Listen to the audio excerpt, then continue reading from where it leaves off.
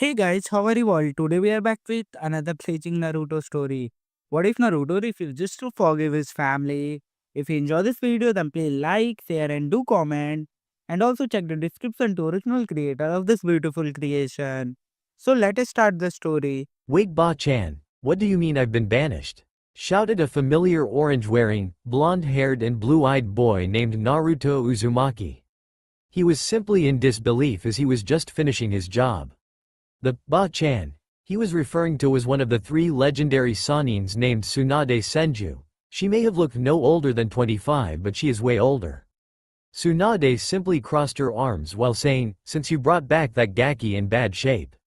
The council, or more specifically the civilians and the elders, voted on the idea of you being banished. The shinobi sighed, and I could not do anything about it. In 3 hours, you will need to leave. Naruto, still in pain from his fight with Sasuke, tried to get up so that he could not listen to her anymore but failed. Tsunade then sighed again and said, "Also they voted on your chakra to be permanently sealed off, including the Kyuubi." With this, Naruto looked at the older lady with complete shock and said, "What?" The older lady sighed yet again. "I'm sorry." Naruto simply slumped and said, "Very well, if it's what they want so be it." With this, Tsunade left the room with nothing said. As Naruto was resting for a few minutes, the door suddenly opened to reveal Sakura, Ino, Neji, Lee and even Hinata with angry faces plastered on their faces. Naruto then gulped as Sakura suddenly ran up to him to give him a punch to the face while shouting, "You demon! I knew that from the start that something was wrong about you. Did you enjoy for what you did to Sasuke?" Naruto simply got his arms in a defensive pose only for Neji and Hinata to use their Jukin on them. With this, Naruto's arms were rendered useless. Neji then smirked while saying, "If it wasn't for the fox, you would never have beaten me, you demon." Meanwhile Hinata said, "Yeah, I can't believe that I could even have loved you from the start." This caused Naruto to widen his eyes while thinking, "Wait, she loved me?" In which the fox in his mindscape answered, "Yup." Naruto then just gave up and decided to endure whatever punishment he was given, as the Kyuubi would fix him up as much as possible. But he wouldn't help but to notice that something inside of him was resonating. As Lee ended it with a Dinamiku Entori, Shikamaru, Shino, Choji, Kiba and Tenten came in and Shikamaru said, "Hey, leave Naruto alone."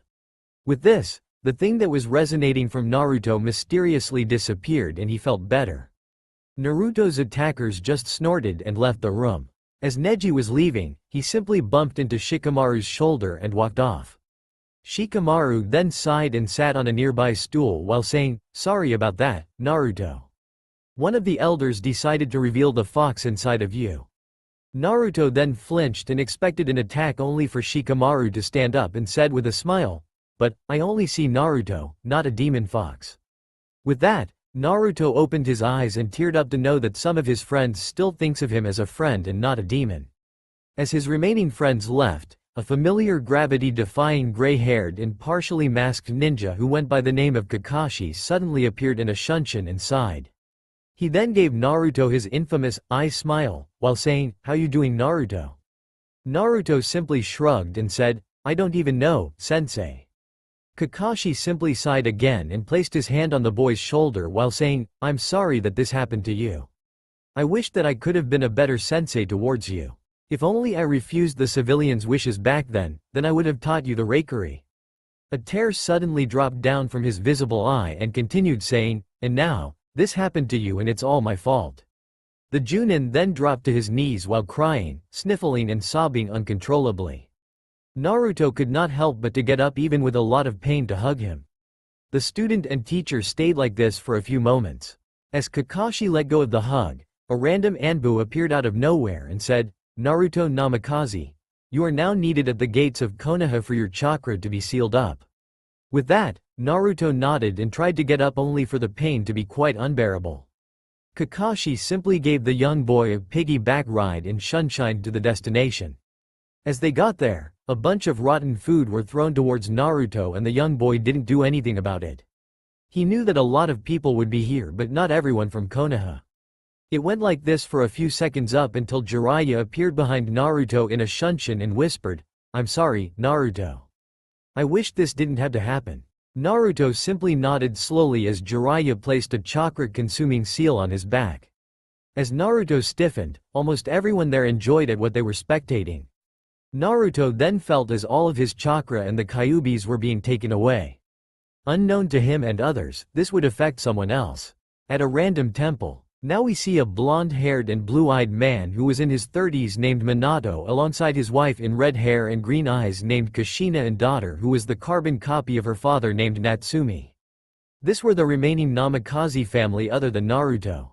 It turned out during the sealing of the 9 tails, Minato actually splitted the yin chakra into Naruto while the yang chakra was splitted into Natsumi.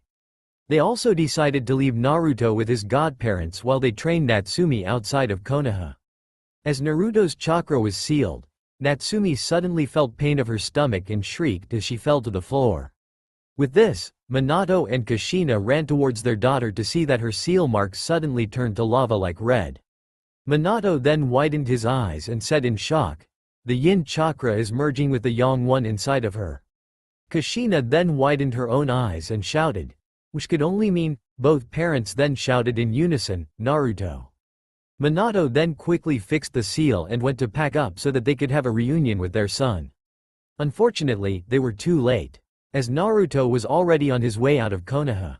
Gates of Konoha. Naruto simply sighed as he said his goodbyes towards his remaining friends including the Konohamaru Corps, his godparents and surprisingly Kakashi and Shizune who were fiddling each other's hands. He already said goodbye to the Ichirakus and they gave him one last ramen on the house. Ayame could not help but to hug the young not ninja anymore while Tucci gave the boy some of his ramen recipes, so that he won't forget how his ramen tasted like. But when he went to say goodbye to Tsunade, he quickly ripped out the necklace that was given to him and gave it to her while saying, "Sorry Ba-chan, but I can't have this in my possession anymore." Tsunade didn't say anything but teared up and grabbed the necklace.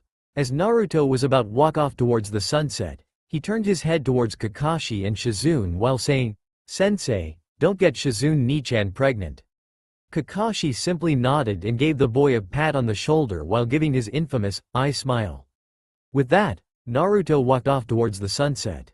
Unknown to him, a familiar brown-haired Asian man who was wearing a pink t-shirt, a black jacket with a twin-lens reflex camera hung around his neck and a pair of jeans and his brother who was wearing a gray dress shirt, a pair of black pants and a cravat hung around his neck were observing him from the trees to make sure that no one from Root would try to attack the young boy. This was Tsukasa Kadoya and Levi Ackerman Kadoya, the destroyer of worlds and his brother. Tsukasa was also known as Decade while Levi was known as Dark Decade. As Naruto was walking towards a nearby cliff, a random Root ninja appeared out of nowhere and tried to stab the young boy with his tanto. Only for Tsukasa to shoot the Root ninja in the chest with his Ridebooker in blast mode while Levi handled the other Root ninjas by using his experience as a soldier during his fight against the Titans. As this happened, Naruto was simply in awe from watching two men battling hard-trained emotionless ninjas without a single hint of chakra used. This caused Naruto to think, what do they want from me? As Tsukasa and Levi killed them off, Tsukasa said, "Hey Naruto, we would like to help you out." Levi then continued, "You see, after you heard that you were being banished, you were falling into despair. But luckily, the fox, your remaining friends and sensei helped you to hold back your phantom and you found hope." Tsukasa then nodded and said, "So now you can use magic, I guess." With this, Naruto couldn't help but to laugh only to find out that both men weren't bluffing. Tsukasa then smirked as Levi snapped his fingers to reveal a brown-haired man in a red shirt, black leather jacket, a pair of red pants and a pair of black boots. This was Haruto Soma and beside him was a red-haired, very busty woman in armor and a pretty short skirt. This was Urza Scarlet or rather Urza Soma as they were married. As both magic users appeared out of nowhere, Haruto smiled towards Naruto and gave him a pat on the shoulder while saying, "Hi Naruto, I'm Haruto Soma but you can call me Tusan." He then shot his thumb towards his wife and said, "That's Urza-chan, my wife so you can call her Ka-san." This made Naruto widening his eyes while thinking, are they adopting me? In which Levi answered Naruto's question, yes they are, Naruto. Tsukasa then continued, not only that, you will be able to use a certain armor. This made Naruto to raise an eyebrow, confused by what the destroyer of worlds meant. Tsukasa simply chuckled and looked at Haruto while making a look that said, "Do it." Haruto sighed and placed a certain ruby-colored ring on his left middle finger. He then suddenly placed his other hand on a buckle with a scanner on it. The belt then suddenly announced, "Driver on, please." He then flicked a button on the driver and it then announced, "SHABADOOBIE touch to Henshin. SHABADOOBIE touch to Henshin. SHABADOOBIE touch to Henshin." Haruto then said, "Henshin," and flicked his ring to reveal a familiar masked creature. It then happened in a flash when Haruto transformed into an armored creature with a red chestplate, a ruby-like helmet and some braces around the wrists and ankles. This was Kamen Rider Wizard in flame style. Haruto then suddenly announced as he flared his ring, "Saw, Showtime da." This caused Naruto to widen his eyes in amazement. The boy then looked to his new mother as her armor suddenly transformed as well into a black-colored armor with silver trimming that has silver crosses in several places. It has a revealing silver-edged plate and plates flanking her hips that reach down to her waistguard. The waistguard leaves the front of Urza's body exposed, with her groin being covered by a dark imbuement. She has large plates guarding her legs. She has two wings that have black metal arms, acting as the wing's leading structure, but the parts used to fly are composed of a membrane-like material. Her hair was also tied in a ponytail. This was her black-winged armor. Urza simply smirked and said, "This is my re-equip magic. It allows me to change my armor anytime I want. Though, I'll be teaching you sword fighting." Naruto then yet again widened his eyes while thinking, "Sugoi." The boy then looked at Tsukasa and Levi to say thank you. But Tsukasa stopped him and said, "No wait, we've got more."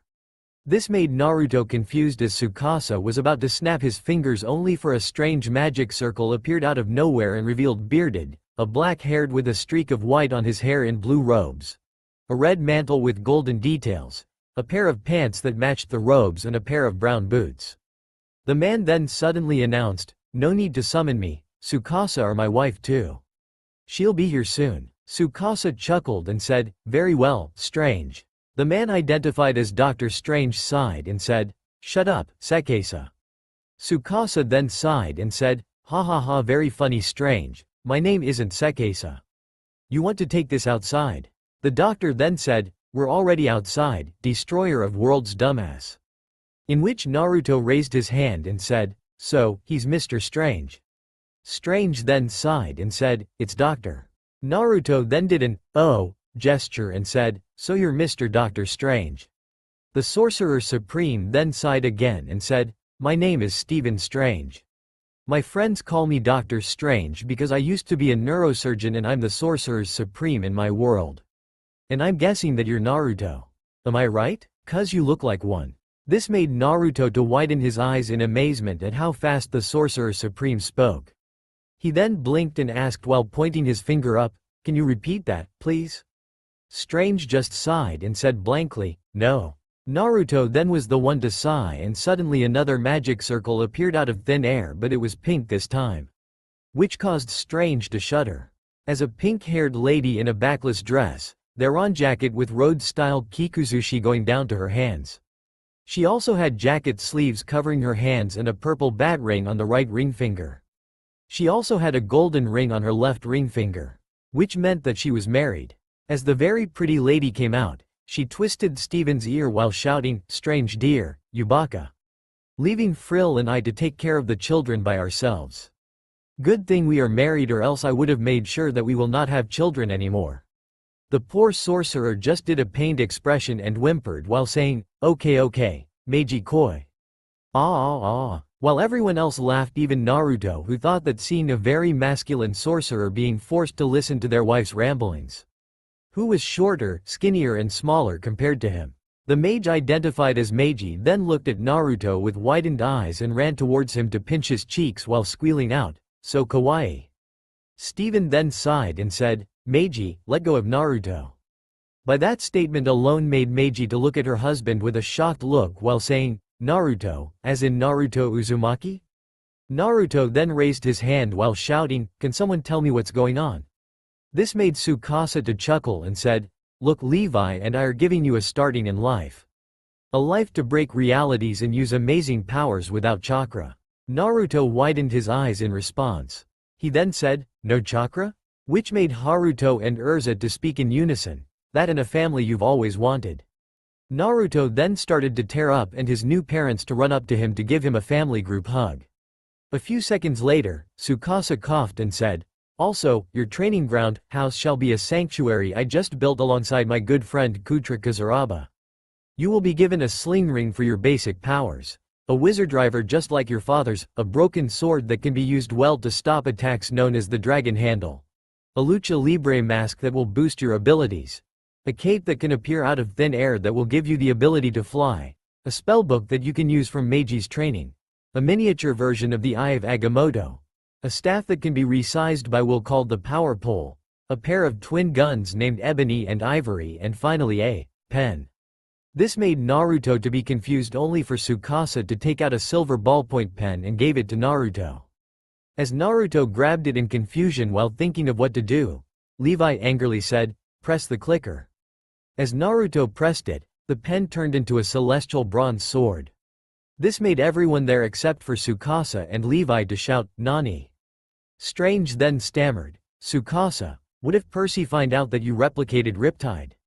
Tsukasa chuckled and so did Levi while saying in unison, "That kid's got nothing on us."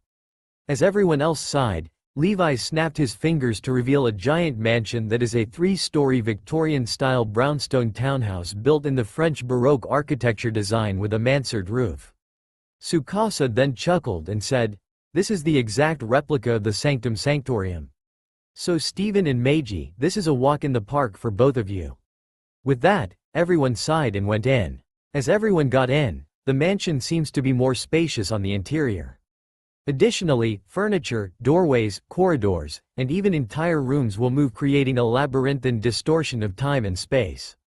This made Naruto to widen his in amazement at how well furnished and built the place was.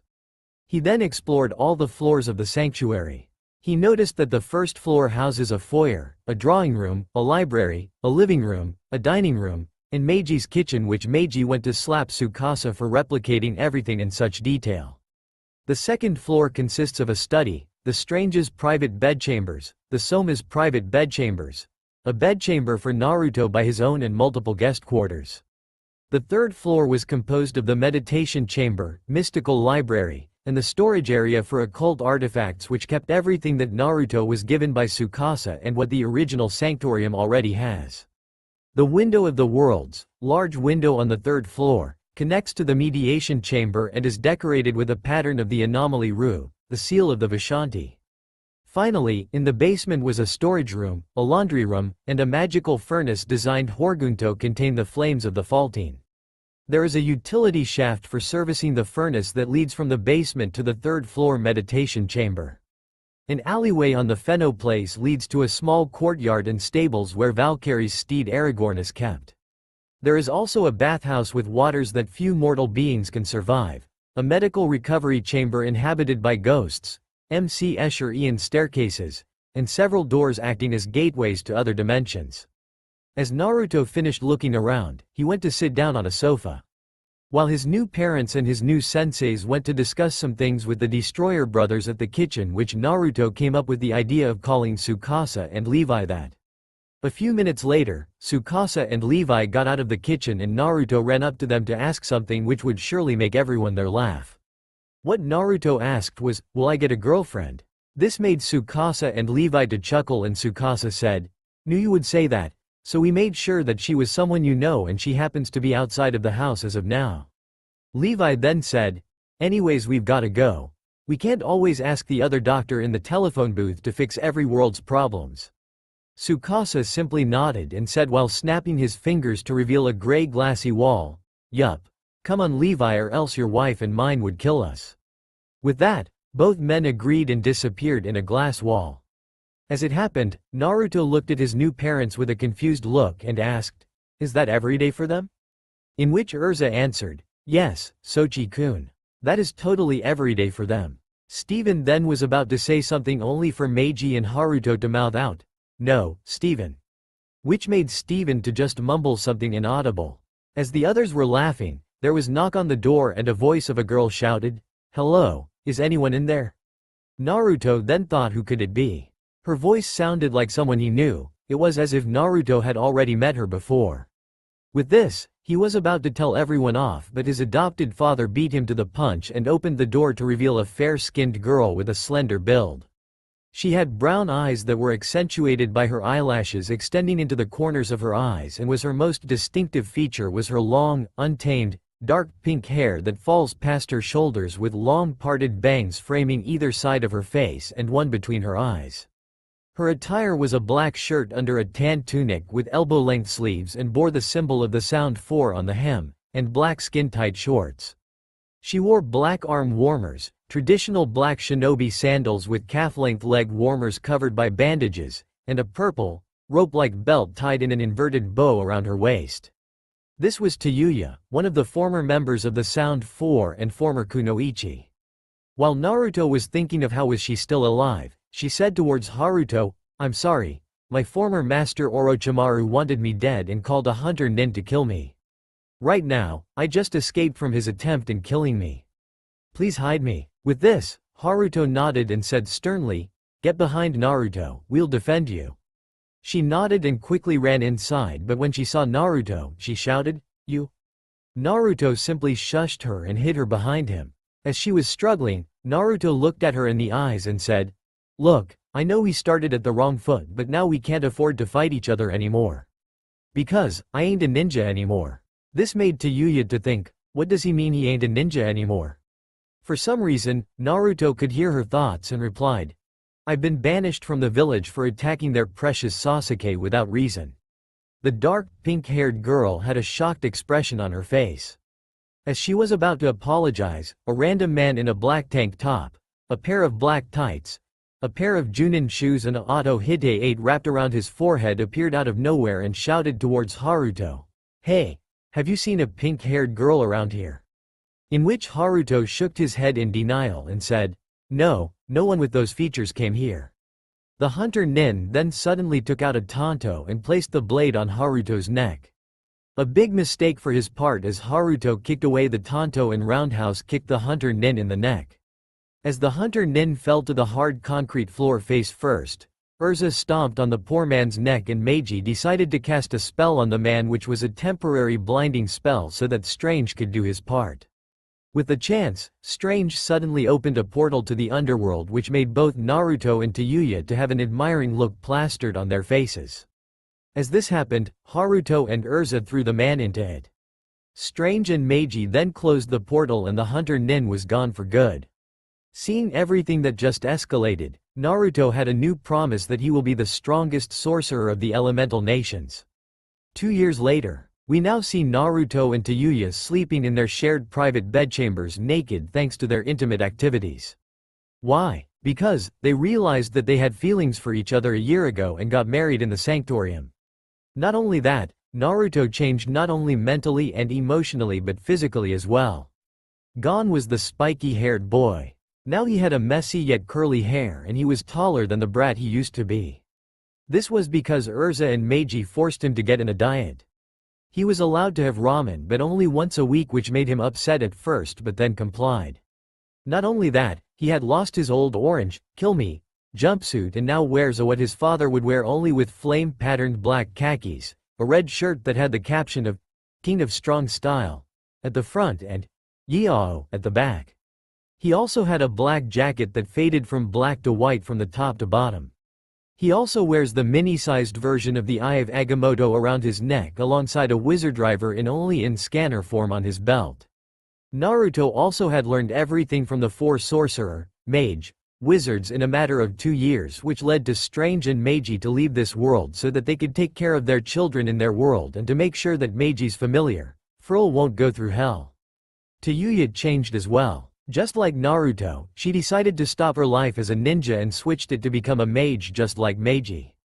In which, the Mage of Supremacy complied and made Tayuya her personal student. She was now wearing an outfit that was topped by a red hooded cloak fastened to her shoulders by cross-shaped pins and a black skirt with red floral designs, which made her to look absolutely stunning in Naruto's eyes. She also got curvy just like Urza, which made both Haruto and Naruto to widen their eyes when they heard the news. Anyways, back to the story. Naruto woke up with the sight of Tayuya laying her head on Naruto's chest still asleep. Which Naruto sighed and slowly got up from the bed to make sure that his wife won't wake up, but to his dismay, she did and said, "Nay Naruto-kun, just lay down for a few more minutes." Naruto shook his head while saying, "I can't, because I fear Ka-chan might burn the kitchen down." This made his wife to sigh and said, "Fine, come on, let's get dressed and get ourselves ready for the day."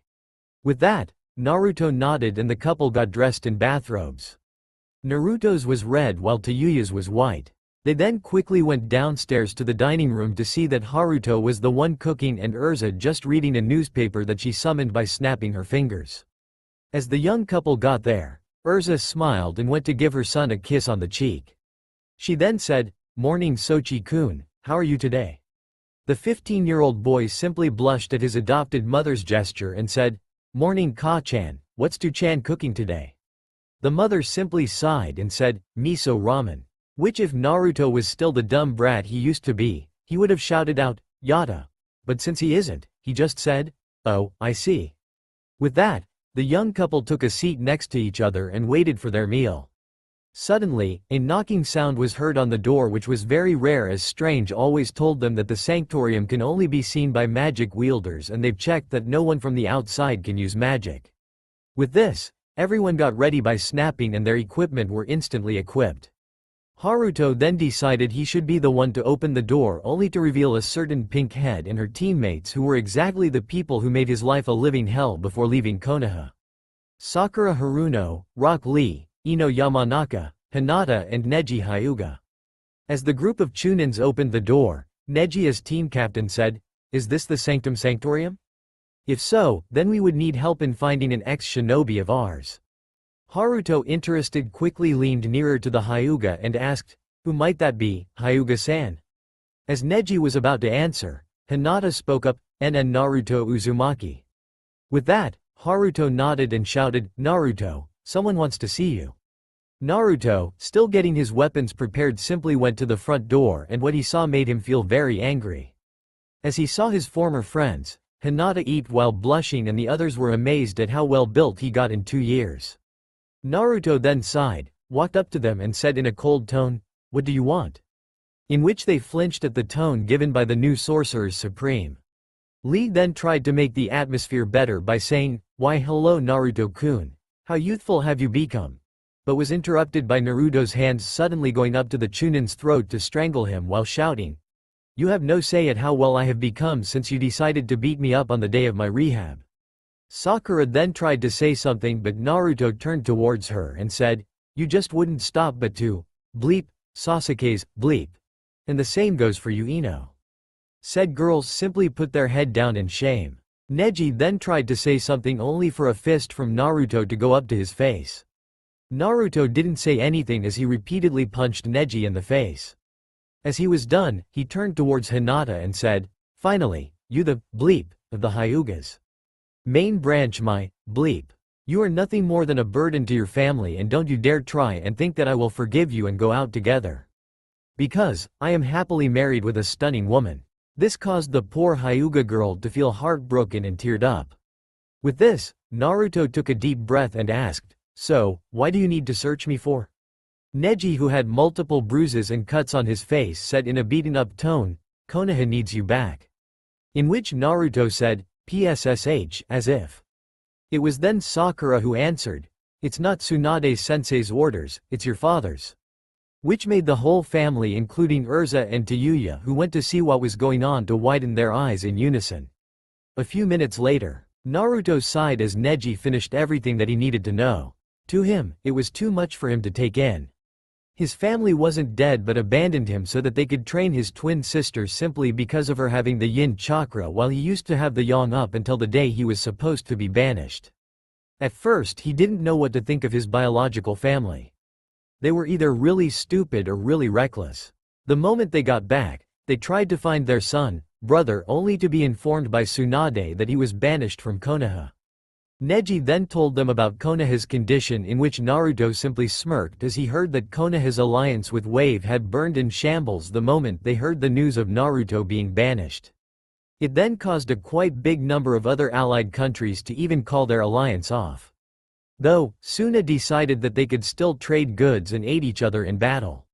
As this went on, Konoha had started to realize that their alliances usually happened thanks to Naruto, and they were also shocked that Naruto was also the son of their caused everyone that attacked him on the day of his recovery and banishment to feel very guilty.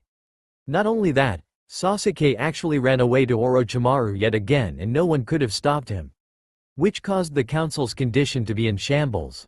A year later, he came back with a new type of Sharingan called the Mangekyo. This was because he had succeeded in avenging his clan by killing Itachi, but then realized that Itachi did it for the sake of the village, which made Sasuke to return to Konoha with open arms but a snarl from Minato and his family, Kakashi, Shizune, Tsunade and Jiraiya. Even Shikamaru, Shino, Kiba, Tenten and Choji didn't exactly like him being around, though he still had a stick shoved up his butt. Other than that, Minato, who decided to take over as Hokage again, called out a lot of ninjas to find his son. The only one who went so far just to find Naruto was Kakashi, who ended up with nothing but broken bones. This went on for the next 2 years up until Minato found out about a boy in blonde hair who doesn't use chakra in the bingo books, who lives near the Valley of the End in a mansion, who goes by the nickname of the Sorcerer Supreme of the Elemental Nations. And here they were sitting at a coffee table having tea at the supposed place, only to find out that Naruto owned it. With this, Naruto sighed and said, "So, my father wants me back so that he thinks that he could reconcile with me, which chances of happening are very subatomic, and so that more alliances with other villages may happen. Is that why?" Sakura shook her head and said, "Not only that, but to also bring you back as a shinobi. Don't you want that?" Naruto simply shook his head in response and said, "I don't see why I should, as all 4 of you are now lower than trash," which caused all 3 Chunins and the Junin to flinch at the statement, Hinata feeling the most of it. The Sorcerer Supreme then continued, "However, I am not a bad man. I will return to Konoha, but in these conditions." With this, Neji nodded and said, "Very well, what might they be, Namikaze-san?" This caused Naruto to glare at the still recovering Hyuga and said, "Don't call me by that wretched name. I'm a Soma now. Anyways, here are my conditions. Firstly, I will bring my family there. My adopted one, my wife included. Secondly, I would like to have a proper trial about my fight with Sasuke at the Valley of the End. Finally, once that trial is over, I would like to have my own clan named the Soma clan, and the compound will be the Sanctum Sanctorium. Will that be fine?" This shocked every Konoha nin in the room, thinking that Naruto was insane and a lost cause. With this, Sakura placed a hand on her kunai pouch, only for her said hand to be restrained by some sort of chain. Sakura tried to struggle free as quiet as possible, but failed miserably as she saw Naruto smirking while saying, "Look, I did say I ain't a bad guy. So please tell me, Haruno, why did you try to throw a kunai on my temple?" This shocked the Konoha nins again, especially Sakura, who thought he can read minds. With this, Naruto sighed and said, "Yeah, I can read everyone's minds. Now, do you really want me back to Konoha or not?" Not knowing what to do, Neji quickly spoke up, "Naruto, please let go of Sakura, and yes, we need you back." Naruto simply clapped his hands in response, and the chain released Sakura's wrist from its grip. As it left Sakura's wrist, it left a huge gash on her wrist. The magical chain then disappeared in a flash of light, which caused the Konoha nins to jaw drop. Naruto then got up from the table and said, "Anyways, finish your tea and I will need to inform my new family about this agreement. After I'm done, we'll set our way to Konoha. Is that okay?" As Neji was about to nod, Naruto disappeared in a flash of light, which shocked everyone and thought at the same time, how did he do that without chakra? Meanwhile, with Naruto at the dining room, Tayuya quickly ran up to him to give her husband a hug while saying, "Is everything okay, Naruto-koi? What do those Konoha shitheads want?" With this, Naruto chuckled and said, "No matter how much you've changed, you still call people with that name. But apparently, Konoha needs me back so badly that my father decided to send his ninjas just to find me and thinks that he can reconcile with me." Tayuya had a confused look and said, "I thought they said that they would be better without you?" Naruto shook his head in response and said, Apparently, I've caused a lot of alliances between Konoha and a lot of villages and countries. They also found out that I am the son of the Yellow Flash, which made them think that I should be treated as royalty. With this, Tayuya simply nodded and asked, "So, did you agree to return?" Naruto sighed and said, "You know who I am, I ain't a bad guy. If someone needs me, I'll be there. However, I did put some conditions." Tayuya, interested, quickly asked, "What are they, then?" Naruto slumped his shoulders and said, "I told them that I will bring Tu-chan, Ka-chan and you there as well. Then, I told them that I would like to have a proper trial about my fight with the Teme at the Valley of the End. My final condition is that once the trial is over I would like to have my own clan named the Soma clan and the compound will be this very mansion." Tayuya simply smirked and said, "When I first met you, you were dumb and hot-headed. But when I got to know you, I realized that you are pretty smart after all." She then took Naruto's hand, bit on his index finger seductively and said in a suggestive tone, "And it's turning me on so badly." With this, Naruto's face turned red and was about to say something only to be interrupted by his adoptive mother who said, "So, are we really going there with those conditions, Sochi?" Naruto simply nodded and then realized that he needed a lawyer, but thankfully Haruto said, "Don't worry, we know the #1 ace attorney of the multiverse and the best detective in the multiverse." This made Urza to look at Haruto with an, "Oh," look and said, "So you want to call them or via Tsukasa?" Haruto shook his head and said, "Nah, I think boss will inform him soon. He always know when we need something that cannot be done." This made Naruto and Tayuya to wonder who was this boss. Because, Haruto and Urza would always tell them about how strong this boss. About how the man can push up but he actually pushes the world down. How he can run around the world and still be able to be quick enough to punch himself in the back of his head. Back to the story, Urza nodded and said, "Very well, I guess we are set to go." With this, Naruto nodded and went back to the living room in a magic circle. As he appeared, he saw that Neji was interested at Naruto's books that he left on the coffee table. Lee was shouting about youth while the girls just facepalmed. Naruto then sighed and said, "We're good to go." Neji, still confused on how Naruto would bring the Sanctorium to Konoha, asked, "How are you going to bring this mansion there?" Naruto simply chuckled and said, "Like this." He quickly snapped his fingers and suddenly everyone in the mansion felt vibration from the floor to the ceiling. As it happened, everyone suddenly started floating the air except for the Sorcerer Supreme and the other magicians who stood on the ground as if it was nothing. This went on for quite a while and Neji shouted, "How are you doing this?" Naruto smiled while taking out a random book to read and said, "With a new source of energy called mana and the power of my spirit." As it happened, Tayuya came downstairs with a, "Really? Look." With this, Naruto smiled while wrapping his arms around her waist and said, "Gamin Tayuya-chan, I can't help it." Tayuya simply sighed and said, "Well, I did marry you. So, I can't complain." The moment the Konoha nens heard the married part, Neji, still flouting, shouted, "What? Isn't she an enemy?" The Sorcerer Supreme simply shook his head while still having one of his arms around Tayuya's and said, "Not anymore. Anyways, we should be there in 10. This made the Konoha nens to wonder and Sakura shouted, "10 what? Hours, minutes." Naruto then looked at his wrist as if there was a watch wrapped around it and said, 9, 8, 7, 6, 5, 4, 3, 2, 1. Suddenly, the variation came to an abrupt stop and the Konoha nens dropped flat on their faces on top of the concrete floor. This made Naruto and Tayuya laugh their butts off and Naruto said, "It's always funny when that happens. Oh well, that was one of the best landings that I have ever seen." With this, the Konoha nens got up while dusting themselves and Lee said, "Are we at Konoha now?" Naruto simply nodded and said, "You can open the door and see a bunch of jaw drops." Hinata, who was the closest to the door, quickly opened it and saw that almost the whole population of Konoha were jaw-dropping at the sight of the Sanctorium suddenly dropping in the middle of Konoha. As she was about to address them off, a couple of Enbo appeared in a shunshin and said, "What is this, Chunin Hinata?" Hinata gulped and muttered out, "The Sanctum Sanctorium in it, SSS glory." The ANBUs were simply amazed at how this 3-storied mansion managed to suddenly poof out of nowhere. As the Konoha nens got out, the magic users followed closely behind them. As the citizens saw Naruto, they cheered in glee, but Naruto-sa'id, Shush. In which they did, and Naruto shouted while putting his arms up as if he was thanking Kami while saying, "Spotlight." Out of nowhere, a random ray of spotlight appeared on Naruto's body and then he shouted, "Glorious." Q's glorious domination by CFO dollar. Naruto then placed his arm around Tayuya's waist and walked towards the crowd with Haruto and Urza following just behind them while holding hands. They then set their way towards the Hokage Tower. Most of the civilians went up to Naruto to shake hands or pat him on the back as if they were old friends, which pissed him off for a short while and tried to call them off but decided against as Tayuya looked at him with a "no" look.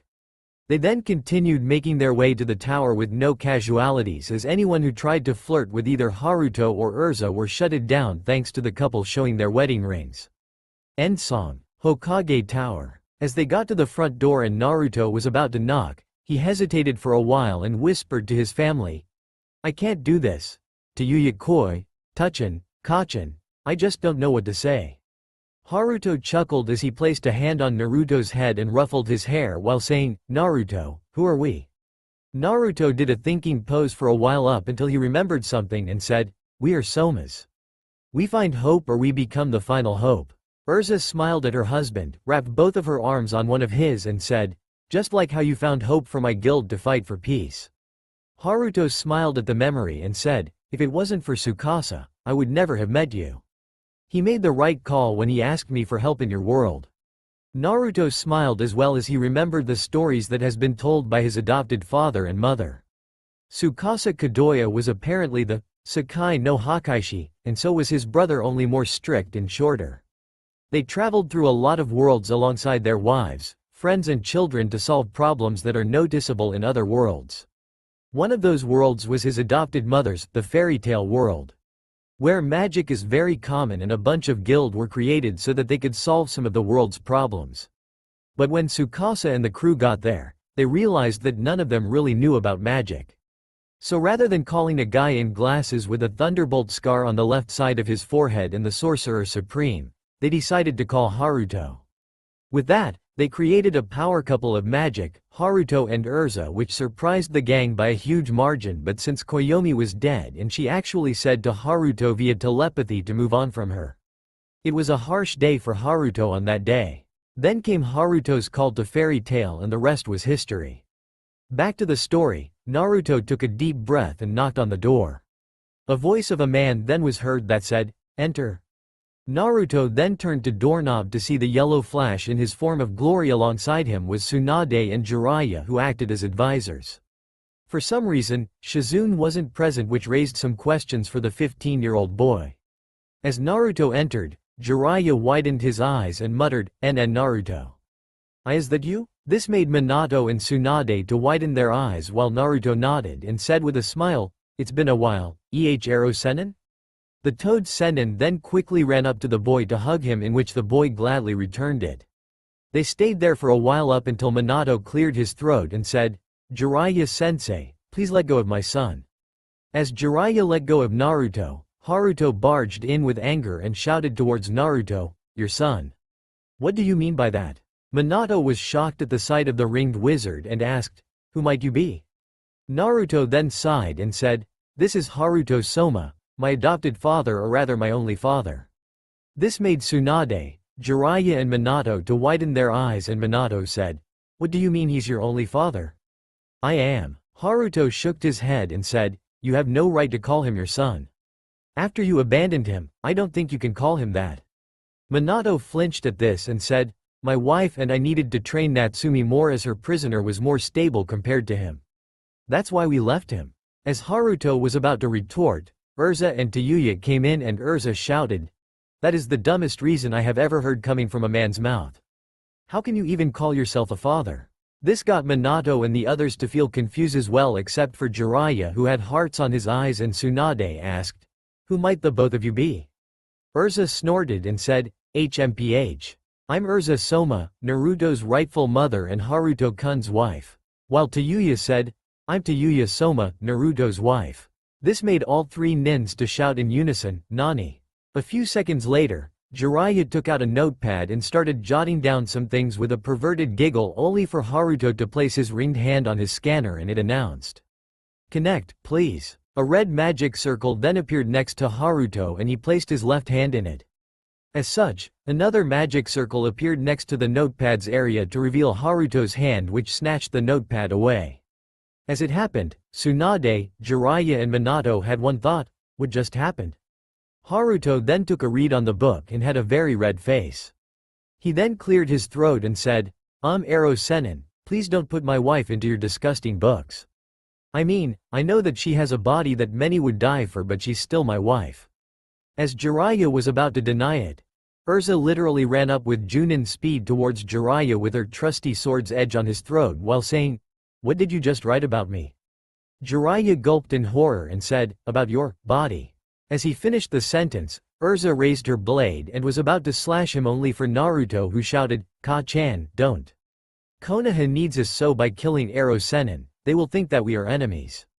I mean, the Sanctorium is fine and all, but I do miss Konoha a lot. Urza sighed and sheathed her blade while saying, very well, Sochi-kun. This made Minato to feel a bit tad jealous while thinking, if only I didn't abandon him, Kushina and I would have been just like them. Naruto then took a seat and said, anyways, Konoha needs me, right? In which, Minato nodded and Naruto continued, so, I would like to have some conditions. Minato, interested, then asked, very well, what may they be?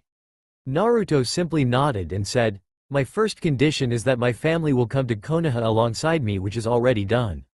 Then, my second condition is that I would like to have a trial on the battle at the Valley of the End with the Teme to help me find my innocence in the event. If you can you do the trial at the council room? And finally, a new clan called the Soma clan, which has a very unique bloodline called magic, where clan members instead of using chakra uses mana to do attacks, defense and stuff that chakra users can't use.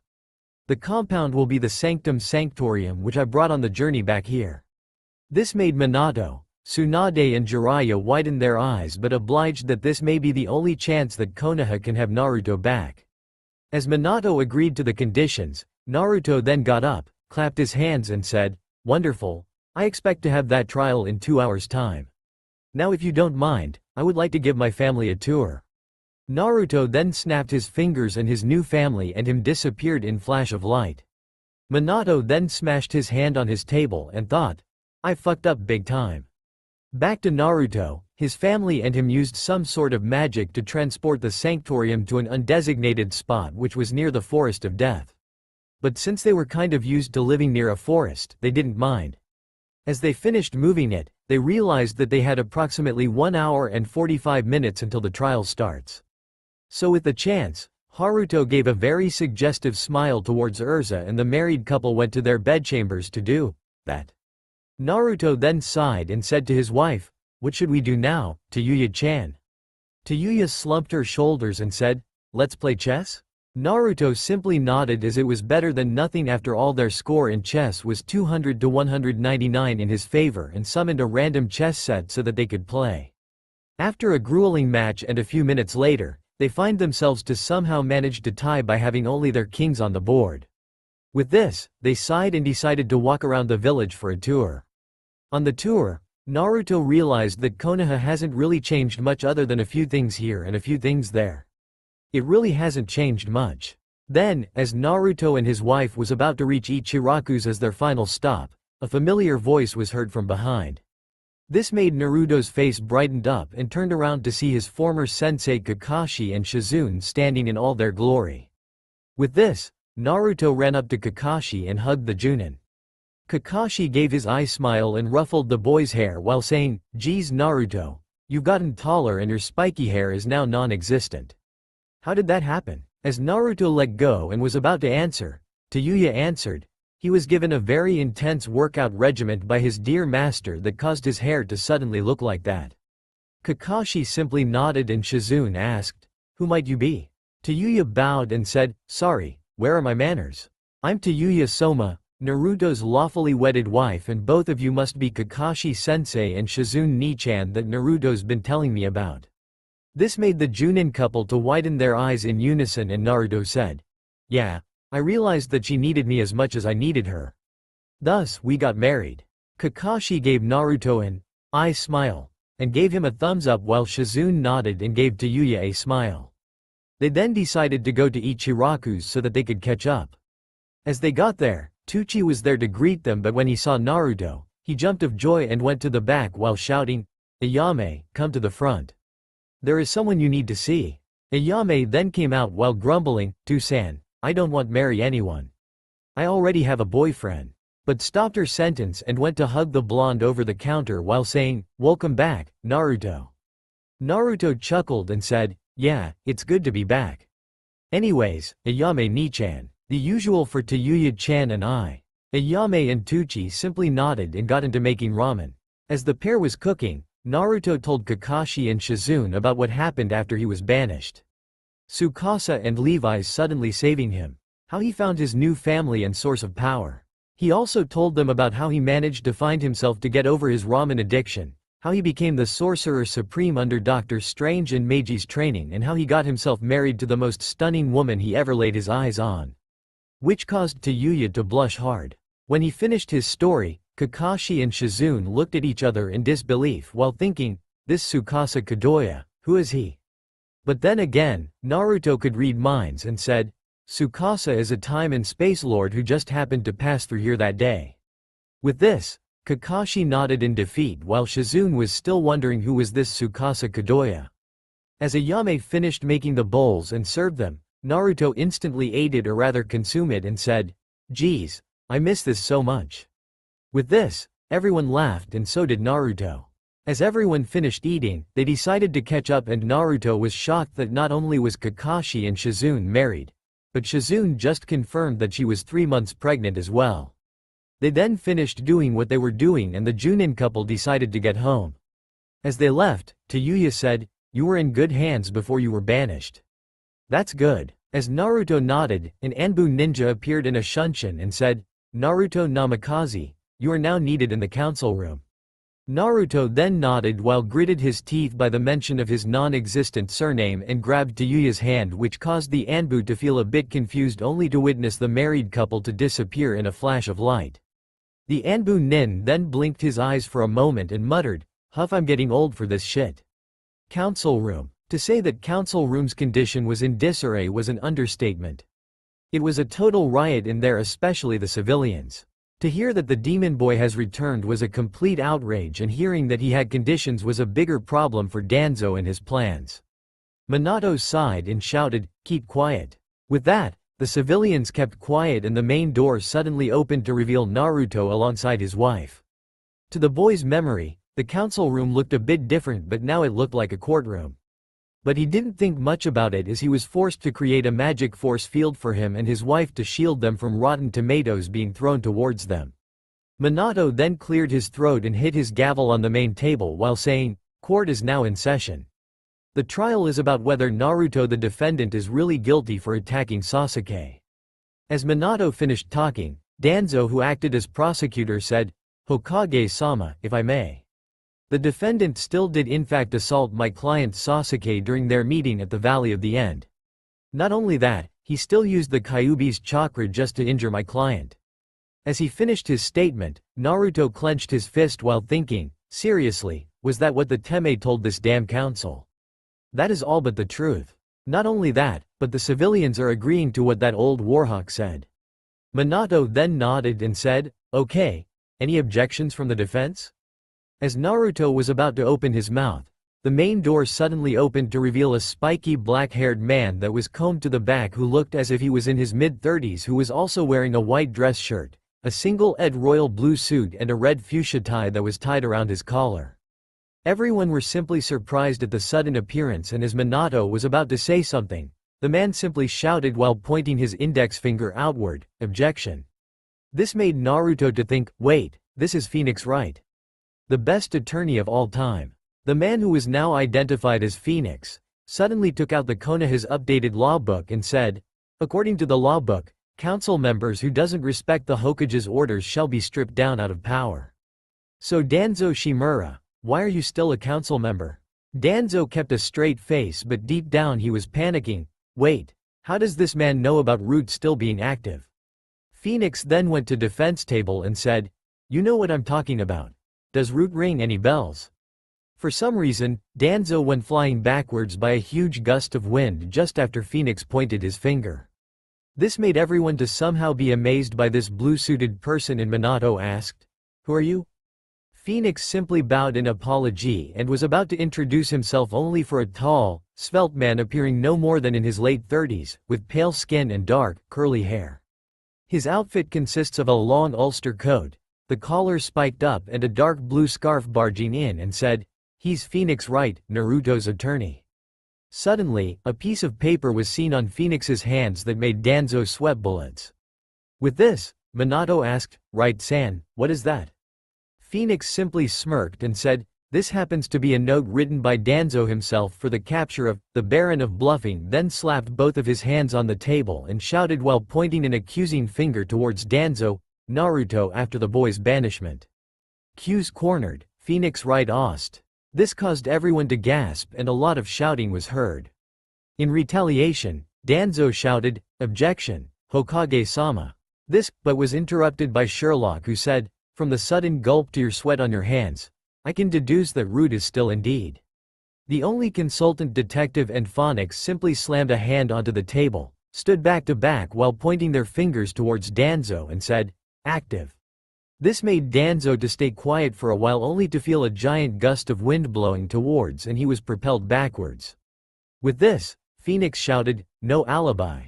No justice. No dreams. No hope. It's time for you to pay for your crimes, Danzo Shimura." As Danzo got up again, Minato quickly asked, "Danzo, is this true? If so, then you have committed treason." Danzo, being someone who does not give up easily, finally sighed in defeat and said, "It's all true. Hokage-sama." End of song. With this, a man from the crowd did a slow clap, which continued with everyone else as watching two outsiders doing what most people in Konoha couldn't do. Exposing Danzo Shimura and defeating him in such a fashion. As the waves of claps stopped, Minato nodded and was about to ask some ANBUs to take Danzo away, only for the said mummy to smirk and shouted, "Root." All of a sudden, a large number of Root ninjas appeared in Shunshuns.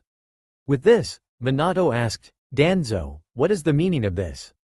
Danzo simply chuckled and said, "It's time for change in Kono," but was interrupted by Phoenix and Sherlock laughing, and Sherlock said, "Do you honestly think that we wouldn't bring some backup? Just how low are you? You are so predictable." As Danzo got confused of what Sherlock meant by backup, a giant blue blast literally destroyed most of his units. With this, everyone started to search for its source, only to find a short skeleton with a shit-eating smile and large orbits. He wears an unzipped blue hoodie, a white t-shirt, black shorts with white stripes, and a pair of sneakers standing on top of a device that resemble a skull. The skeleton then chuckled, "Sorry I'm late, Sherlock. Frisk wouldn't stop asking for chocolates as she's in her 4th month. I literally had to work myself to the bone. Ba dum tsh." This made everyone to groan, including Naruto and Tayuya, who thought in unison, "So this is the powerful but yet can only take one hit Sans that Two-san, Haruto-sensei couldn't even beat." Sherlock then frowned and shouted, "Not the time for puns, Sans." With this, Sans chuckled and then looked at Danzo with none of his pupils being seen on both of his sockets. The skeleton then said, "It's a beautiful day outside. Birds are singing, flowers are blooming. On days like these, guys like you." Sans's left eye then flashes light of blue and yellow and continued, "Should be burning in hell." Q's Megalovania. As the Root ninjas were preparing for some sort of attack, they didn't expect themselves to be thrown out of the room and to suddenly be stabbed through the spine by a barrage of bones. Danzo, not knowing what to do, quickly unwrapped his bandages to reveal his Sharingans and the Shodem's bloodline. The sight made everyone in the room to almost vomit. Danzo then quickly tried to control or brainwash Sans, only for the skeleton to sigh and said, "This is one of the reasons that I despise people like you, and trust me, I have killed many of Danzo's before thanks to Tsukasa. But nonetheless you are lower than trash, aren't y'all? You would sacrifice anyone else so that you could achieve your goals, and bad ones at that." This made Danzo to ask in disbelief, "How? What?" Sherlock then smiled and said, "The Sharingan only works on people who have chakra. Thus, doing it on Sans is rather useless." As Danzo widened his normal eye, Sans said, "Well Danzo, the clock has ticked and it said you had a bad time. So, your judgment shall be Sans then paused for a while as a magic circle appeared in thin air to reveal Doctor Strange in his glory. End of song. Strange sighed and said, Sans, I'll take care of the judgment. You can go back to your wife. She's a handful, especially when she's pregnant. Sans simply chuckled and said, well, I really need to get back then. See ya later, Sherlock with facial hair. Sans then looked towards Naruto and said, also, nice seeing ya, Naruto. Haruto wouldn't stop reporting at how good your training has helped you. With this, Strange and Sherlock sighed as Sans suddenly disappeared in thin air, and Strange said, damn you, Sans, you of all people should know that Sherlock and I are universal twins. Strange then looked at Danzo and said, you are the lowest of the low. As the almighty sorcerer supreme, I banish you to hell where your soul belongs to the Reaper and vengeance shall be scorpions. Danzo then got confused and Strange quickly made a portal to the underworld right under the traitor's feet so that Danzo could fall into it. In a flash, Strange closed it up and sighed. The Sorcerer Supreme then announced, I'll be assisting the prosecution. Now, let us proceed with the trial. Strange then quickly got himself into the prosecution table and said, by the way, I am Dr. Stephen Strange. With this, Minato nodded as everyone else were shocked to see how powerful the last two sudden appearances were compared to Danzo, who had multiple Sharingans. Strange then cleared his throat and said, the prosecution would like to call the victim, Sasuke Uchiha, to the stand for his testimony of the events. With this, the said Uchiha did a HN and Shunshine to the stand. As he got there, he said, fine, but so you know this is the defense is lost. Everything I say is definitely what happened. Minato simply sighed at this and said, just go on with the testimony. Witness testimony. Sasuke simply did another HN and said, when Naruto and I met each other at the Valley of the End, he told me that I should come back and I said, sure. But all of a sudden he used the Kyuubi's chakra to punch me in the face. In retaliation, I quickly shoved a Chidori in the chest, and all of you know what happened next. End of testimony. Minato nodded at this and said, right, San, Home-san, would you like to have your cross-examination now? With this, Phoenix smirked and simply said, sure, Hokage-sama. Cross-examination. Sasuke simply did another HN and said, when Naruto and I met each other at the Valley of the End, he told me that I should come back and I said, sure. Objection. Everyone then looked at Phoenix, who smirked and said, Hokage-sama, that is a contradiction. You see, I happen to have a recording of some sort when Naruto asked Sasuke to come back. With this, Minato nodded and said, very well, please show us the recording. Phoenix nodded and looked at Strange, who nodded in agreement. Strange then opened another portal to show what really happened. The moment they saw Sasuke retaliating, everyone groaned and thought that Naruto was really innocent after all. Sasuke then shouted, Hokage-sama, you can't believe that, can you? That's just a genjutsu, but was interrupted by Haruto, who smacked the Uchiha in the back of the head while saying, know your place, Gaki. He's the Sorcerer Supreme, stronger than all 5 of your Hokages combined. This shocked everyone except for Minato, who had a stone face, but in the inside he solemnly nodded. With this, Sasuke flinched and Sherlock said, from your face of guilt, I can tell that you definitely had the intent to kill Naruto. Don't count Yuya, as she was just following orders from that snake. So Sasuke, what will it be? Denying that I am right or telling the truth? Sasuke sighed at this and said, it's true. It's all true. With this, Minato nodded and said, then I am ready to give my sentence that Naruto na Soma is dropped of all charges and may give more conditions for his stay here. Court is now adjourned. The Hokage then slammed his gavel and everyone else left the room except for Naruto, Yuya, Phoenix, Sherlock, Strange, Haruto and Urza. With this, Minato asked, what do you need, Naruto? Naruto simply cleared his throat and said, Hokage-sama, I was wondering if you could pay for the reward. Minato was confused at this and said, reward, what do you mean? Haruto chuckled and said, well, Naruto did come here and he was technically captured and he's in the bingo books and he did come here willingly. So, you kinda have to pay him the reward. With this, Minato sighed and said, how much is it then? As Naruto flipped the pages to his page from an updated bingo book so that he could show it to his sperm donor, Minato clutched his chest and said, 10 billion ryo. That is more than anyone in this book combined. Naruto simply shook his finger and said, well, you gotta do what you gotta do, Hokage-sama. With this, Minato sighed and said, very well, I'll transfer the money into your account if you would like. With this, Naruto nodded and said, thank you, but not only that, you see one of your ninjas tried to kill me, which I'm pretty sure that's not what you ordered her to do, right? Minato was shocked at this for a while but then sighed and said, let me guess, it's the Haruno. I think Sasuke asked her to kill you just in case you wouldn't cooperate. Haruto nodded at this and said, you're correct, Hokage-sama. You see, on the way here, Urza and I found a piece of paper that belonged to the Uchiha who ordered that Naruto should be executed on the spot. Minato sighed and said, do you have the piece of paper? Urza then went up to the Hokage and placed the piece of paper on the table while saying in a harsh tone, here you go. Minato then picked it up and went to read it. What he read shocked him. Sakura, if you love me, then kill Naruto if he doesn't cooperate to come back to the village. If you do it, then maybe I'll consider going out with you. Sasuke. Minato growled at this and Naruto said, so as compensation, I would like to have an additional 500,000 ryo into my bank account and a match with Sasuke Uchiha, Sakura Haruno, Rock Lee, Ino Yamanaki, Neji and Hinata Hyuga at the same time tomorrow morning at 9. If I beat them, my wife and I will get Junin status with no questions asked. Minato was reluctant at first but solemnly nodded and said, fine. If that's what you want. With this, Naruto nodded and everyone other than Minato left the room. As they left, Minato sighed and thought, I have fucked everything up. Back to Naruto, Strange sent Phoenix and Sherlock back home and the 5 magicians went to the Sanctorium via portal. As they reached there, Strange was simply impressed by how well Somas have kept the place clean and said, even Gandalf would be okay with how well all of you took care of it after our last visit. With this, the Somas rubbed their necks while sheepishly smiled. Naruto then said, anyways sensei, why are you here? Not saying that I'm not glad of you being here, but why? Strange smiled at this and said, well, boss decided to ask me to come here.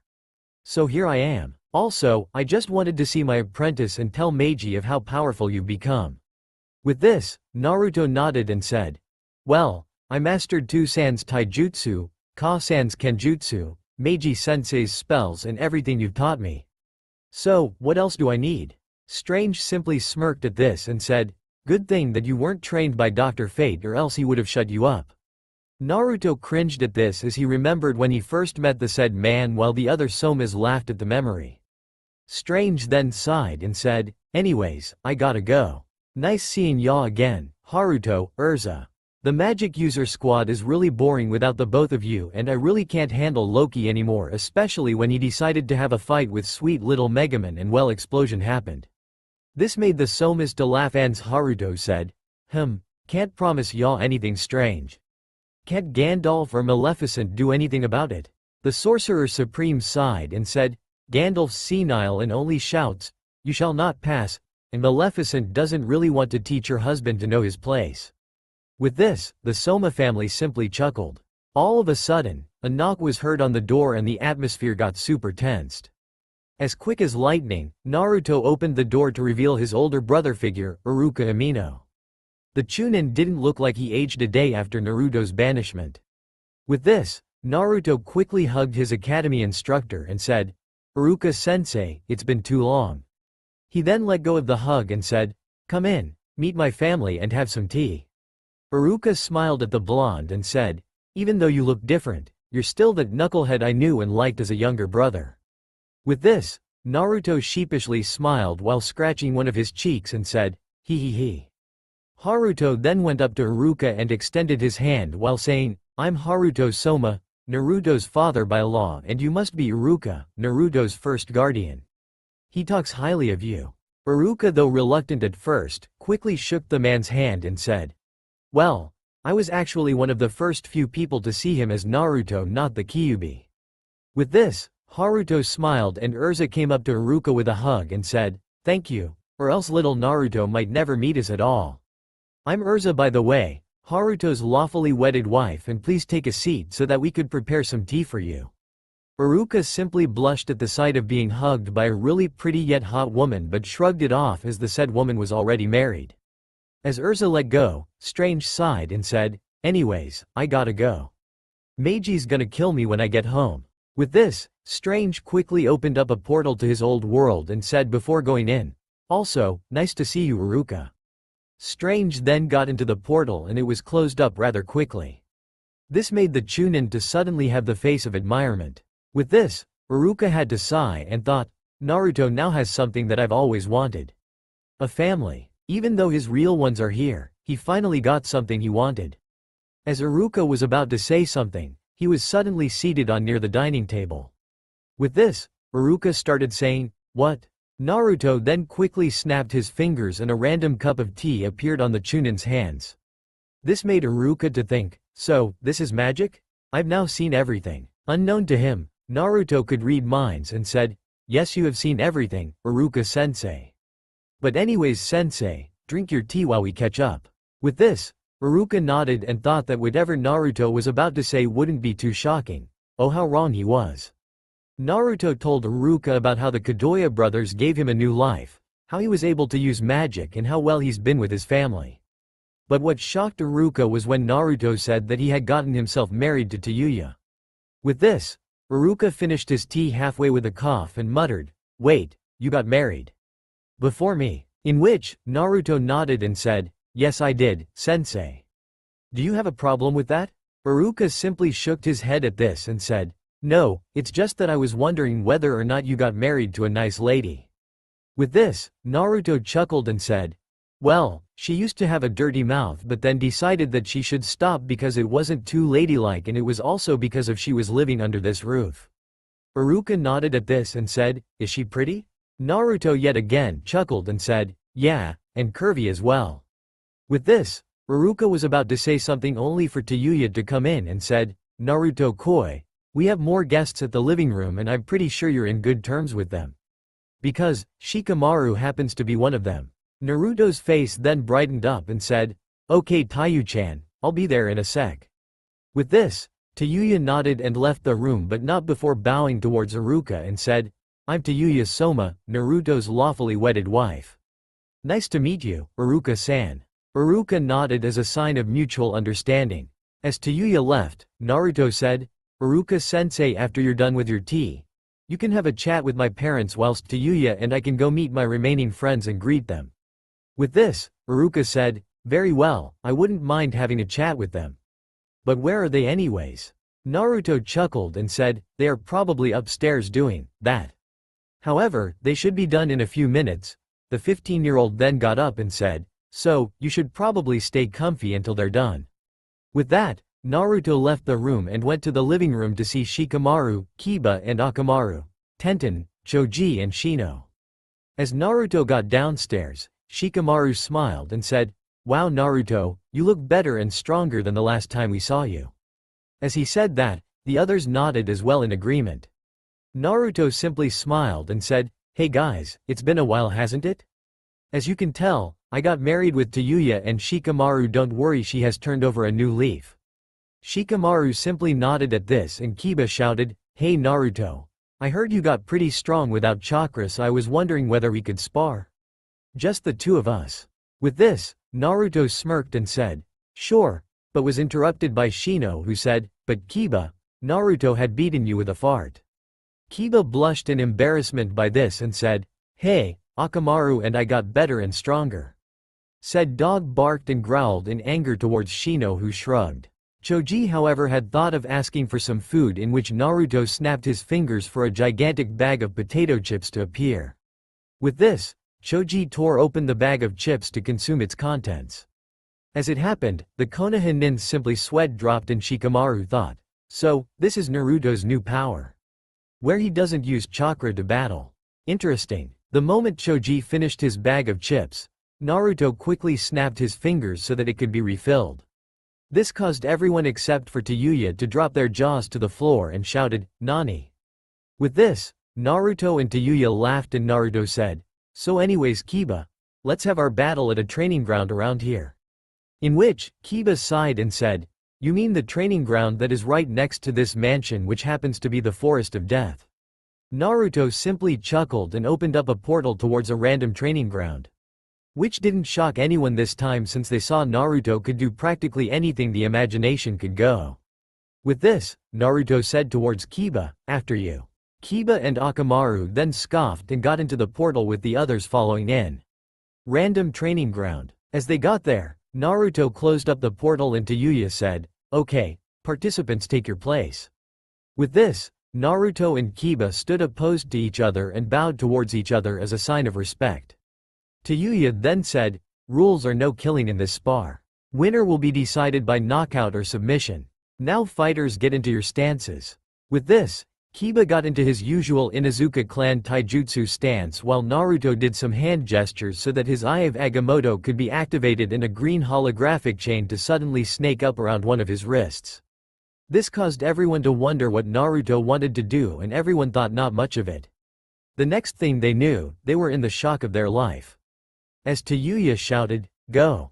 Kiba and Akamaru quickly did their Gatsuga and hit Naruto straight in the chest, only for the motion to be repeated again, and this time Naruto dodged it so that he could roundhouse kick Kiba in the face. With this, Kiba fell on his butt and gave Naruto the opportunity to kick the Inuzuka in the face. However, Kiba managed to block the kick with his arm and went for an uppercut. However, with the Eye of Agamotto, Naruto managed to see the incoming uppercut and grabbed the hand so that he could perform a triangle hold on Kiba. This made everyone to wonder where was Akamaru, and it turned out that said dog was actually biting on a bone that Naruto had given to him after roundhouse kicking Kiba. This made the Konoha nins to sweat drop, except for Tenten, who was enthralled by Naruto's fighting. Though she may not be like it, but she's actually pretty interested in fighting techniques, and Naruto's totally intrigued her. Back to the fight, however, Kiba growled in pain while thinking, how did Naruto get this good? Last time I checked, he was using the Academy's taijutsu, but now he's using. Ow! Naruto then got a stronger hold on Kiba and said, "So Kiba, what's it gonna be? Gonna yield?" With this, Kiba slipped through from the hold and jumped into the air to diving stomp Naruto on the chest. But since Naruto could manipulate time, he quickly reversed whatever Kiba tried to do so that Naruto could get the triangle lock back on. This made Kiba and the Konoha nins to wonder, what type of jutsu was this? But since Yuya was there and could read minds, simply said, he's using the powers of the Eye of Agamotto. A contraption that allows the user to manipulate time and space. Thus, in the wrong hands, a lot of bad things can happen. With this, the Konoha nins nodded as they continued watching Naruto dominate Kiba in the fight, only for Kiba to shout, "I yield." This made everyone to look at Kiba, and sweat dropped while shouting internally, "What an idiot." Naruto then released Kiba from the hold and got him up while saying with a smirk, "So, I got better, huh?" Kiba, usually not being the one who's submissive, simply nodded and said with anime tears, "Even with or without chakra, you still are able to beat me." With this, Naruto chuckled and said, "I learned from the best of the best of the best, well actually my parents." Which made Shikamaru to say, "You mean the Hokage?" This however made Yuya to sigh and Naruto to have a very unreadable expression. The Sorcerer Supreme then cleared his throat and said in a deep voice, "Do not associate me with that man." In a flash, Yuya went to hug her husband and placed a hand behind Naruto's head while whispering, "Calm down, Naruto. Everything will be just fine. Your very hot, attractive and stunning wife is here." In response, the blonde seemingly hugged his significant other back, and it made Shikamaru to think whether Tamari and him will ever be like that, Kiba and Tenten to wonder when will they find their own soulmate in the future, Choji to think how good can love get, and Shino well was just sitting there quietly, but deep down he felt at awe. As the couple let go of the hug, Naruto wrapped both of his arms around Yuya's waist while said girl placed both of her arms around Naruto's neck to lean into each other's face. As they got close, a familiar redhead and blonde appeared in Shunshin's.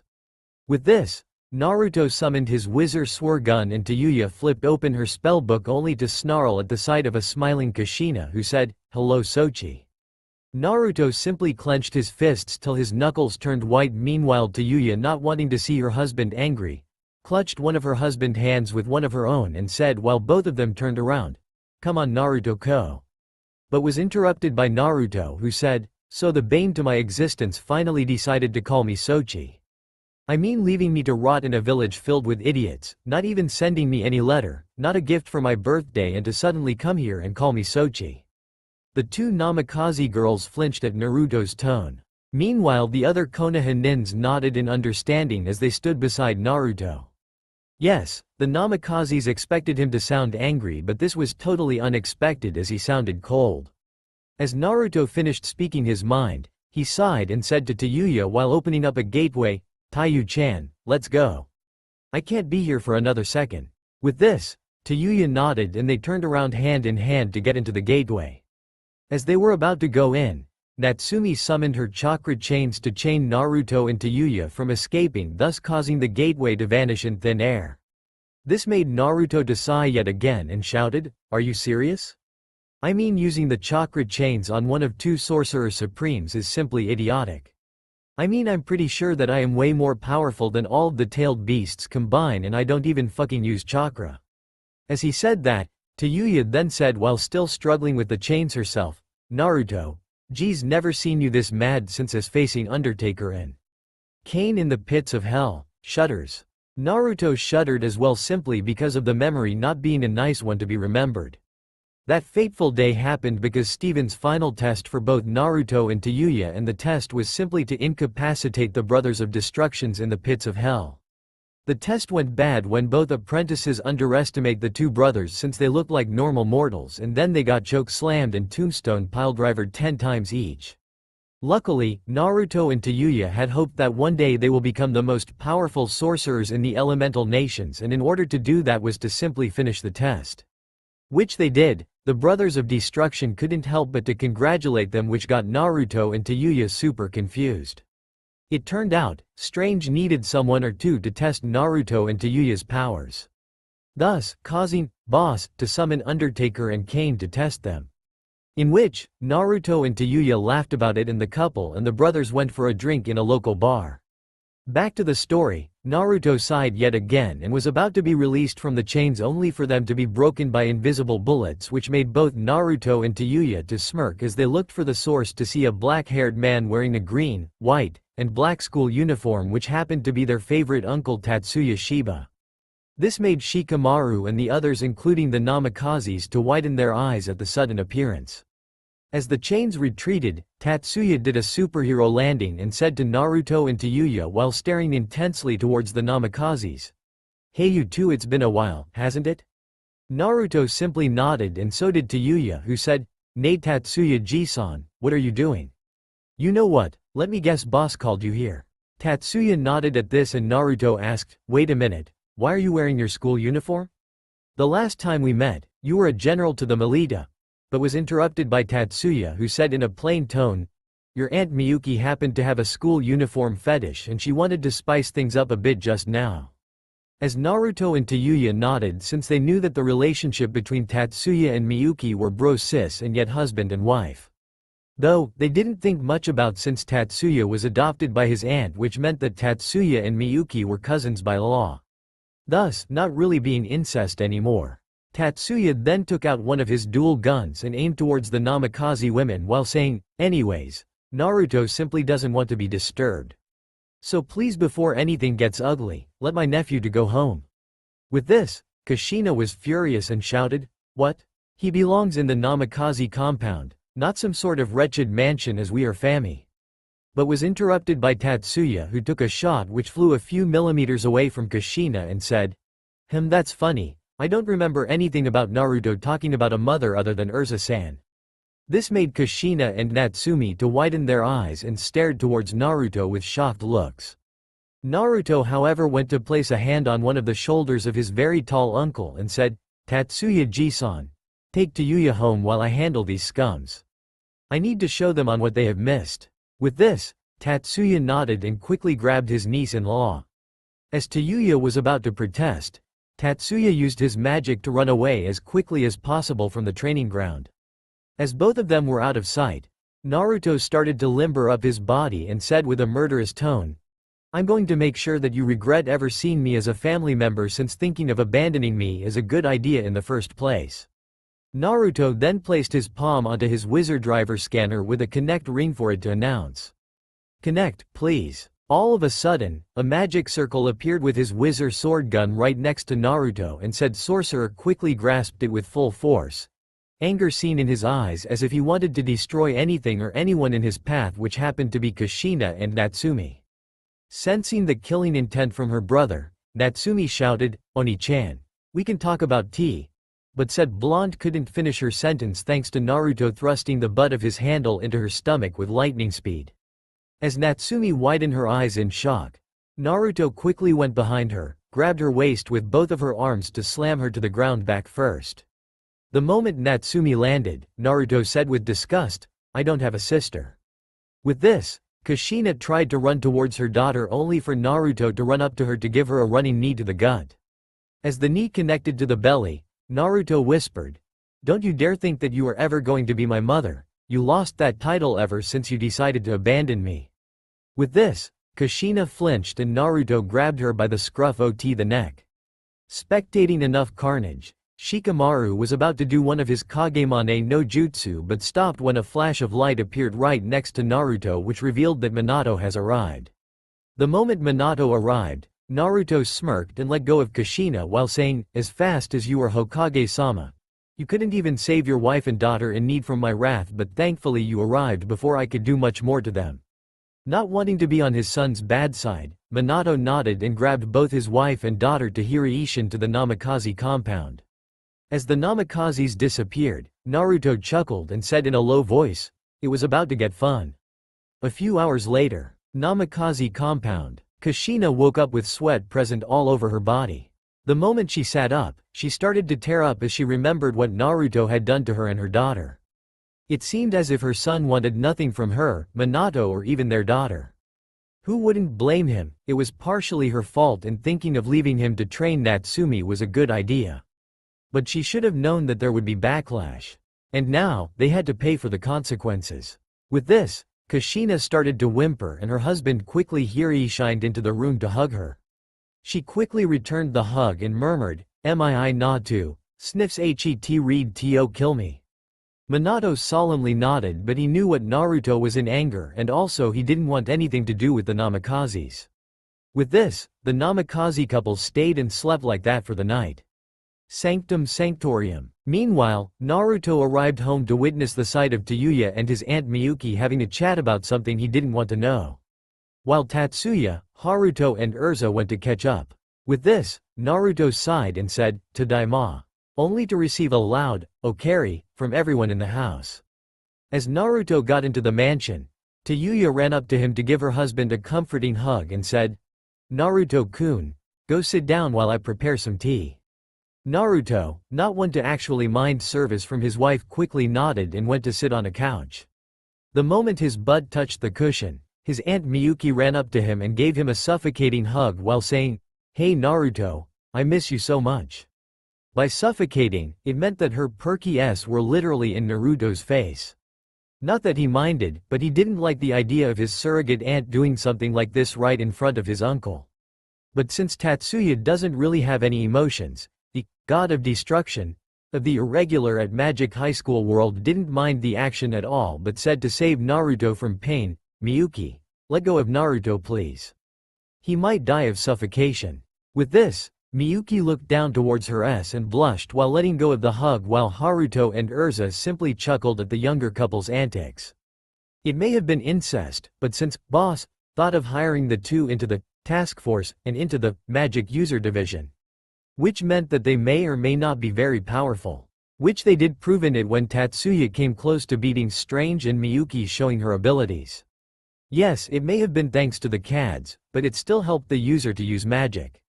Back to the story, Naruto went to rub his temples and said, "Nice to see you too, Miyuki Bakken, and are you and Ji-chan going to leave soon?" Which Tatsuya answered, "No, boss, decided that we deserve to be here as I am your favorite uncle and I don't think he wants your uncle Natsu to be here since his gift for your wedding day was a box of condoms." This made Naruto to nod and sighed. He did love his uncle Natsu and Aunt Lucy, but Natsu kept ruining moments for everyone. Such as his wedding. A moment no one real wanted to remember. Naruto then said, "So, who's cooking dinner?" By the time he finished saying that, Tayuya from the kitchen shouted, "Dinner's ready." This made Naruto and the others to wonder what could Tayuya cook. The reason was simply because Tayuya used to be a tomboyish girl, but probably thanks to being taught by Meiji, she got used to cooking. Without thinking twice, the whole family went to dining room to witness Tayuya preparing dinner, which made Naruto to silently thank Kami for giving him a wife.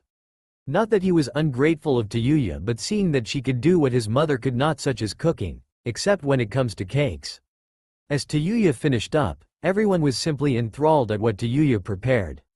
A bowl of chicken teriyaki, a bowl of miso soup, and a bowl of bread. For drinks, she prepared tea like how Strange would like it. With this, everyone took their seats and each couple sat close to one another. With nothing left to say, they had a very quiet dinner, since everyone knew that when Naruto has an upcoming battle, he needs some time to think for himself. A few minutes later, everyone finished their dinner and got into their bedchambers. Yes, even Tatsuya and Miyuki had their own. As Naruto laid his head onto his pillow, he started to wonder on what strategies would he need to use up against 6 of the rookie 12. 2 of them were Junin while the others were Chunin.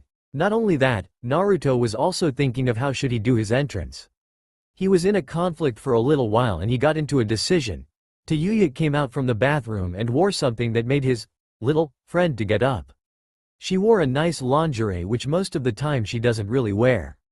Tayuya smirked at Naruto's shocked face while pushing both of her s together and said in a seductive tone, "Seeing anything you like, Naruto-kun." As she finished the kun, she seductively winked and walked towards him while shaking her hips. This made Naruto to blush in embarrassment, and his blush turned redder when Tayuya crawled up to the bed slowly. With this, Naruto looked at Yu, the reader, with an raising eyebrow and said, "Damn." A few hours later, Naruto and Tayuya are now seen nude, with Tayuya resting her head onto Naruto's toned chest, panting as they made love for at least 3 hours or so. As Naruto was about to close his eyes, Tayuya, already asleep, muttered, "I love you, Naruto-koi." Naruto simply smiled at his wife and kissed her on the forehead while saying, "I love you too, Taiyu-chan." Naruto then closed his eyes and went to bed. Unknown to them, Haruto was actually watching the whole scene, since the door wasn't closed properly, which kinda scarred him for life, as he and Urza had never attempted what Naruto did to pleasuring his wife. Tentacles. With nothing left to say, Haruto went to his bedchambers to see Urza already asleep. Not being able to do what Naruto displayed, Haruto sighed and simply laid on his side of the bed to sleep. The next day, 9 a.m. Chunin Exams Arena. A lot of shouting and cheering was had thanks to a lot of people who were spectating the long-awaited rematch between Naruto and Sasuke. Not only that, Hinata, Sakura, Ino, Lee and Neji will be involved, as Naruto had challenged all 6 of them at the same time. Which made people wonder whether Naruto is as good as they say in the bingo books or really dumb. Not only that, some people were actually placing bets on who would win, and most people were actually betting against Naruto. Back to the story, Minato suddenly got up from his seat at the cage box and announced, "Now, let the battle begin." As Minato finished saying that, the 6 of the rookie 12 appeared in shunshuns and everyone started to cheer for them. Sasuke simply "HN" and said, "This is pointless. I will still beat the Dobe regardless if he has chakra or not." The moment Sasuke finished his sentence, a spotlight suddenly appeared and it focused the sky. As everyone looked to where it focused, the spectators' cheering grew louder as they saw Naruto floating in the sky thanks to his own cloak of levitation. All of a sudden, piano started playing and Naruto extended his arms while closing his eyes. Glorious. No, I won't give in. I won't give in, till I'm victorious. And I will defend. I will defend. As the sudden voices were singing, for some reason the villagers were joining in as well, including Kakashi, Shizune, Tsunade and Jiraiya. Meanwhile, the other rookies including Sai were confused at Naruto's flashy entrance. They were trying to process what Naruto was doing. With the confusion in his mind, Shikamaru was about to ask something only to be answered by Tayuya, who was sitting next to Shikamaru. He's been watching too much wrestling. I already told him that it would destroy his mind. Satisfied with the answer, Shikamaru left it at that as Naruto landed onto the ground. All of a sudden, Kushina appeared in full shinobi gear and said, "Alright, I'll be the proctor of this match. Rules are no killing, and without further ado, Hajime. With this, the ninjas disappeared and Shunshin's and Naruto simply smirked as a few seconds later Sakura came out of her hiding spot to land a powerful punch towards Naruto while shouting, "Shanuru." As the punch was about to connect, Naruto simply grabbed the fist and said in an amused tone, "Is that the best you could do?" With this, everyone except for Haruto and the other magic users widened their eyes to see one of the most powerful taijutsu attacks in shinobi history was simply blocked by someone who has no chakra. As quick as a flash, Sakura tried to pull away her fist only for Naruto to place a hand on one of her ears to snap his fingers, which for some reason started sending sound waves around the arena.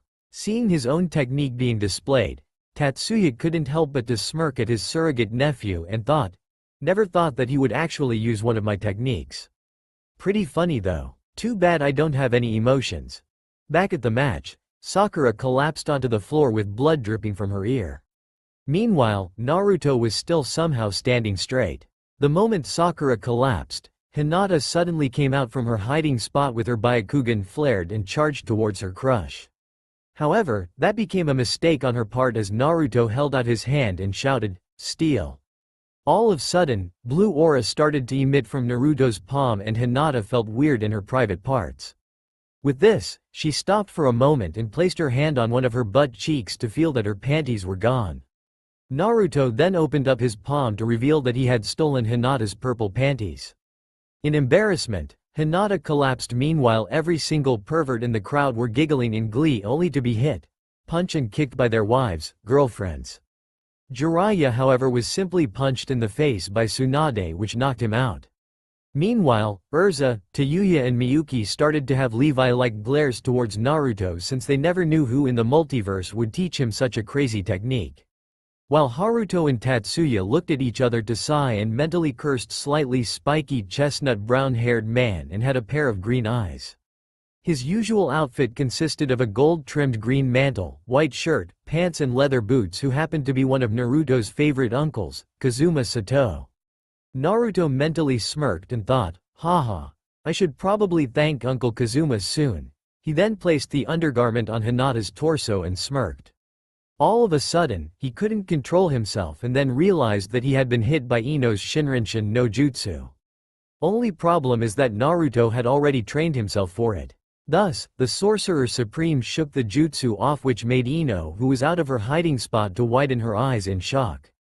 With this, Naruto did some odd hand seals and his necklace or rather Eye of Agamotto suddenly opened up to look like an actual eye opening.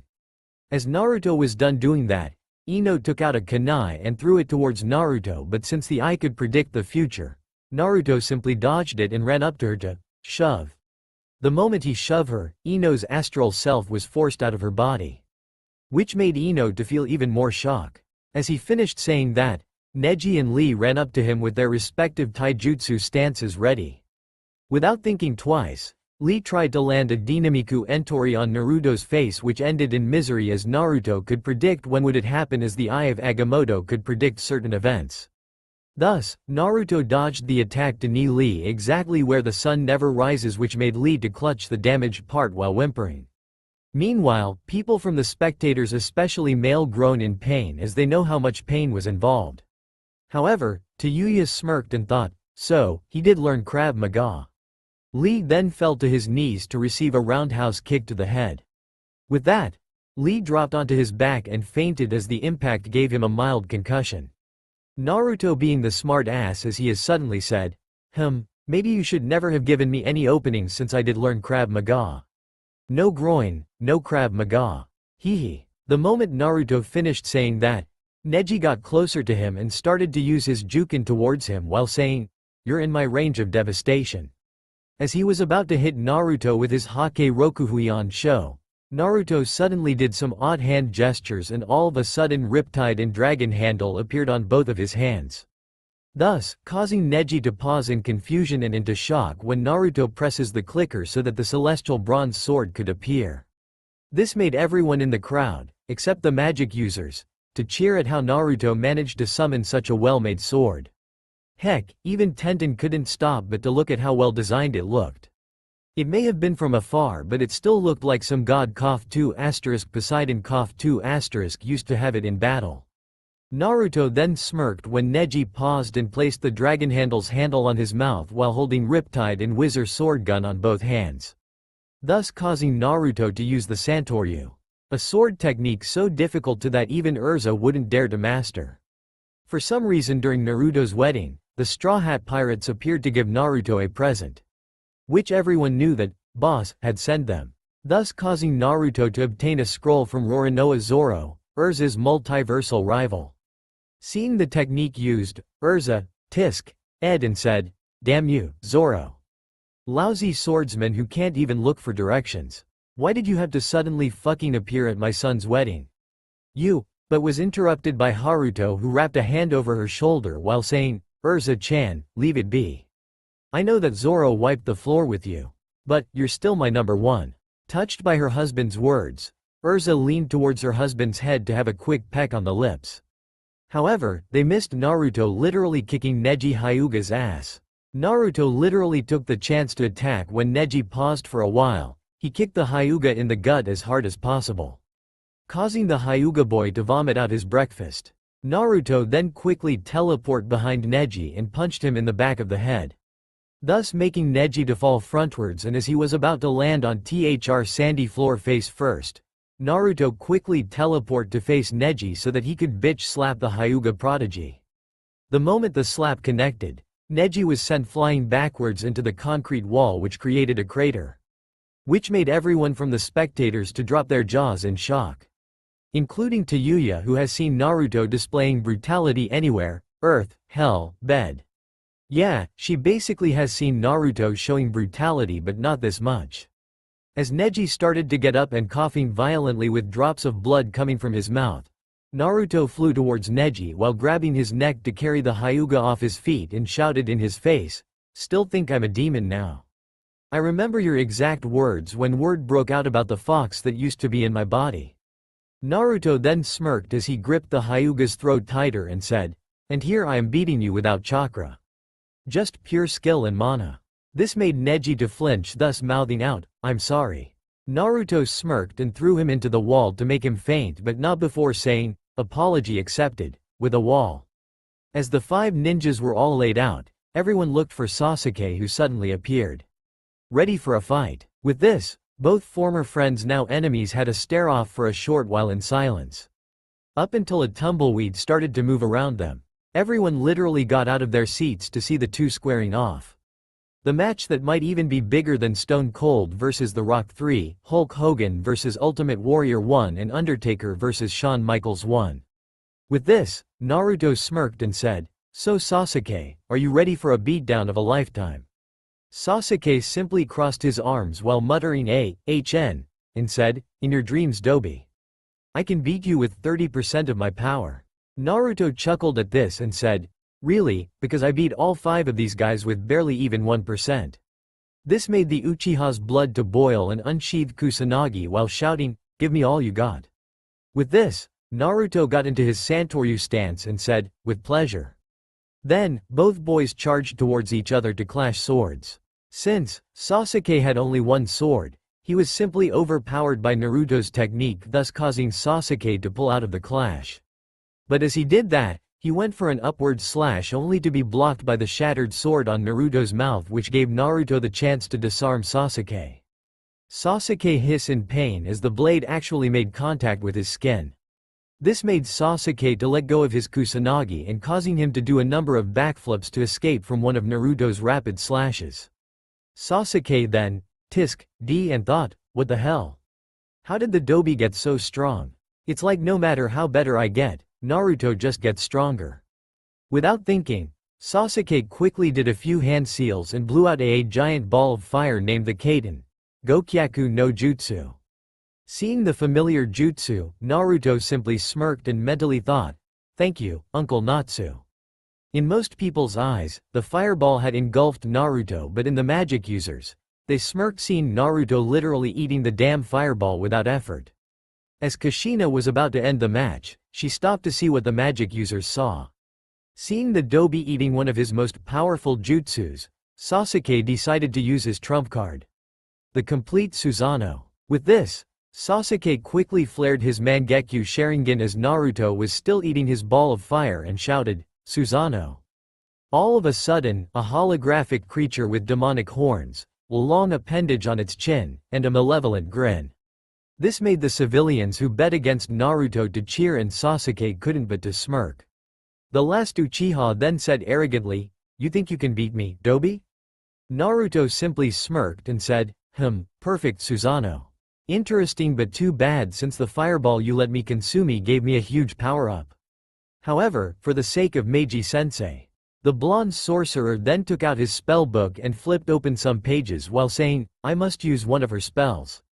As he stopped to a page, Naruto pointed a finger towards Sasuke and said, Perdir, which meant in English, destroy. As he finished saying that, Sasuke's Susanoo suddenly collapsed by itself, causing Sasuke to have a massive amount of pain in his eyes. This made the civilians to wonder who trained Naruto to fight without chakra. When Sasuke's Susanoo was completely gone and said person collapsed, Naruto flew towards him and said, Now, do you know your place? As he finished saying that, Sasuke looked up to the blonde to spit in his face. Naruto however somehow managed to evade it and said, Still haven't learned? The blonde then grabbed him by the neck and whispered, Well then just remember I see through you. With this, Naruto slammed him to the ground and repeatedly stomped on Sasuke's face to give the Uchiha a bloody nose, 2 black eyes and a busted lip. As the Uchiha laid there unmotionless, Naruto stopped and shouted to the civilians, Are you not entertained? Thus, causing a lot of cheering from the people, his friends and his adopted family. His biological one however were simply shocked from the battle with one thought in their minds, how is he so strong? Naruto then looked up to the crowd to look for his wife and when he saw her, Naruto gave her his signature foxy smile and Tayuya simply smiled back. A few weeks after Sasuke had gotten his butt kicked, Naruto and his family had been given the respect that they deserved. He and his wife were now considered as sulfur monosulfide rank even though the power that they've shown was barely 1% of their true power. Now that Naruto and Tayuya are considered Junins, they were supposed to be handed missions that were very dangerous or too much for most ninjas to handle. But sadly, the Somas and the Shibas doesn't really want to associate themselves with the village at all. Truth to be told, Naruto does still care about Konoha's well-being. However, he doesn't really care for its people with only the exception of those who he kept close with such as Kakashi and Jiraiya. Not only that, he still contained immense hatred towards his biological family. However, Naruto is still conflicted about his feelings towards his twin sister. Thus here we are, seeing Naruto in a cross-legged sitting position while meditating in his bedroom. The blonde sorcerer was so into his meditation that it caused a crater to form on the ground beneath him. Before the crater could get any deeper, the bedroom's door opened up to reveal his wife who seemed to be holding some sort of letter. But as she walked in, Naruto broke out from his meditation and said, So honey, what are you holding? Tayuya sighed as she walked towards Naruto and said, It's a letter from Strange Sensei. With that statement, Naruto's eyes widened up and quickly grabbed the letter away from Tayuya's grasp. Naruto's eyes widened even bigger when he gave the letter a read. Naruto, if you're wondering whether I'm alright or not, let's just say I'm fine. Nothing bad is going on. The reason why I'm writing a letter instead of opening up a gateway towards where you are, is because I have to attend a very big wedding ceremony and since it's one of my friend's wedding, I have no choice but to attend it. Or else Tsukasa would be kicking my ass again. Anyways, I sense a terrible danger coming towards the elemental nations. And I'm not talking about beings like Thanos, Dormammu or entities like those. I'm talking about Kefka Palazzo. Even then, I'm not sure. For all I know, you must get yourself mentally and physically ready since he's one difficult evil force to face. Hopefully by the time I'm done with attending this wedding and handling Dormammu again, I can help you but for the time being I am forced to handle many other things. Till then, don't forget any of your father's, Uncle Tatsuya's or Dr. Fate's, though you don't really meet him that much, teachings as they have helped you in faith, bravery and confidence. Sincerely, Dr. Stephen Strange, your favorite sensei. Naruto widened his eyes and said quietly but enough for Tayuya to hear, Kefka's back. This caused Tayuya to widen her eyes as well and said, You mean the psycho clown that took both Dr. Fate and Strange Sensei's sealing magic to put him down? Naruto nodded at this and said, looks like I would need to get to the library and give the book of Vishanti a read, as I still haven't mastered the full use of the Eye of Agamotto. As he said that, he was grasping the eye with care. Not knowing what to do, Tayuya placed both of her arms around her husband's neck and gave him a quick peck on the lips. As she did that, Naruto was stunned for a short while. Seeing this, Tayuya blushed in embarrassment and tried to let go of the embrace. However, Naruto grabbed both of her arms with his own and proceeded to lean towards his wife to press his lips against hers softly, tasting the sweet flavor of strawberries of her tongue and lips. Tayuya widened her eyes and proceeded to kiss her husband back. As they were having their making out moment, Naruto grinned mentally and decided to place both of his hands under her butt cheek area, which caused a yelp to come out of Tayuya's mouth. Naruto then carried her for a short while and placed her back first on the bed. A few hours later, the married couple were then seen getting dressed into their everyday attire. As they were done, Naruto suddenly said, Taiyu-chan, I'm going to have a walk to think this through. I mean, Kefka is one difficult person to handle. Tayuya chuckled and said, no Naruto-kun, he's a god, remember? Naruto grinned and said as he stroked the back of his wife's head, I know that dear, I know. Tayuya smiled and gave her husband a peck on the cheek. Naruto then nodded and walked out of the room to get downstairs. As he walked down the staircase, his trusty cloak flew towards him and he grabbed it instinctively to place it around his neck with the collar spiked up. As the Sorcerer Supreme got downstairs, his adoptive parents and surrogate uncle and aunt were in the living room. Haruto, sensing something wrong, suddenly said, Naruto Masuko, are you Al? But was interrupted by Naruto, who shouted, Kefka's back, Dad. Kefka's back. With this, not only did the Somas widen their eyes but the Shibas as well. Tatsuya was speechless and so was Miyuki. Urza was drawing blood on her palms as she clenched her fists. Meanwhile Haruto stammered out, I am possible.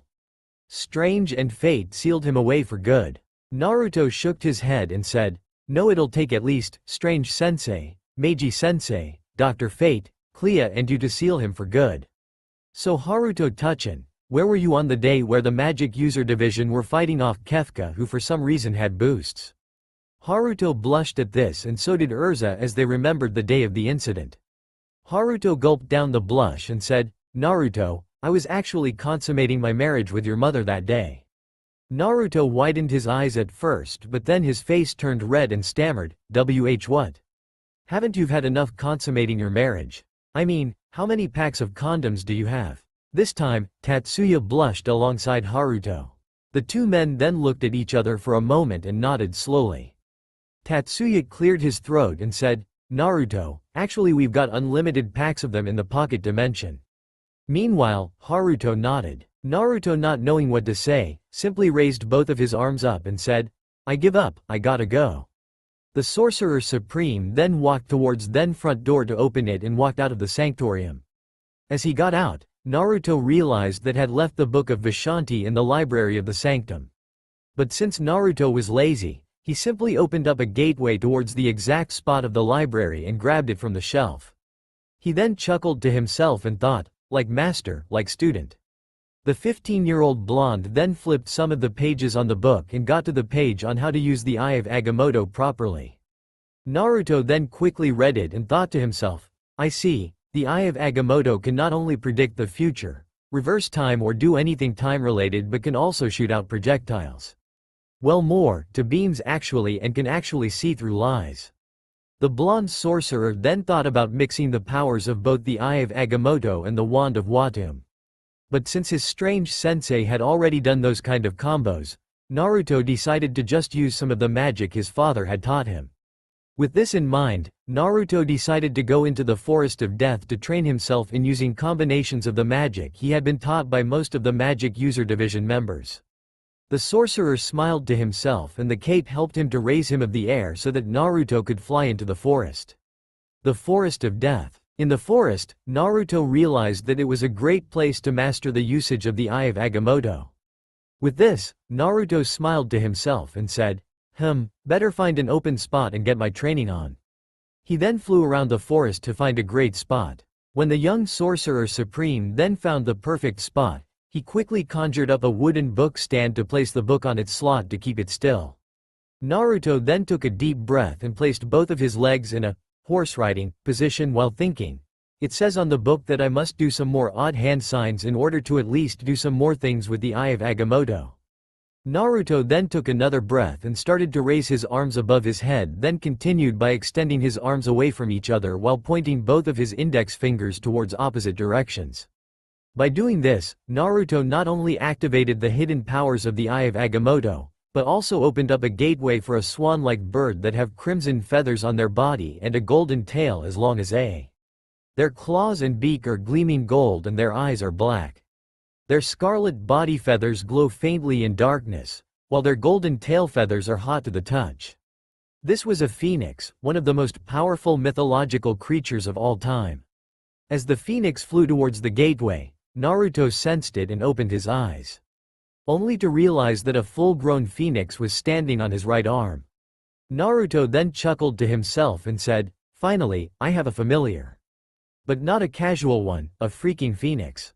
Naruto then placed his left hand onto his chin to stroke it and said, I think your name should be Felix." "Yes, Felix. Always wanted to name my familiar that." The now named Felix chirped in agreement and Naruto said, "Welp Felix, want to watch me train?" The phoenix simply nodded slowly and flew a few meters away to observe its new master's training. Naruto then did some new hand gestures and extended both of his arms again, only for the Eye of Agamotto to literally shoot out a giant green beam that went literally towards a horde of trees that were in front of him. Naruto sighed while Felix chirped as a sign of laughter. He had a long way to go. A few hours later, the peaceful spot of the forest had now become a gigantic crater thanks to some trial and error, but in the end, Naruto had gotten the eye to work properly. Naruto was now covered in gashes, bruises everywhere on his body and had a split lip. He chuckled to himself as the eye finally got to do what he wanted it to do. To see the future of Kefka's return. Now that he knew of what to do, Naruto snapped his fingers to awake his phoenix familiar from its slumber. Felix yawned for a bit as it woke up and flew towards to stand on Naruto's right arm. The phoenix chirped cheerfully at the sight of its master's state. Naruto then placed his left hand under its beak to gently rub it. Naruto then said, "All right Felix, let's get you to your new home.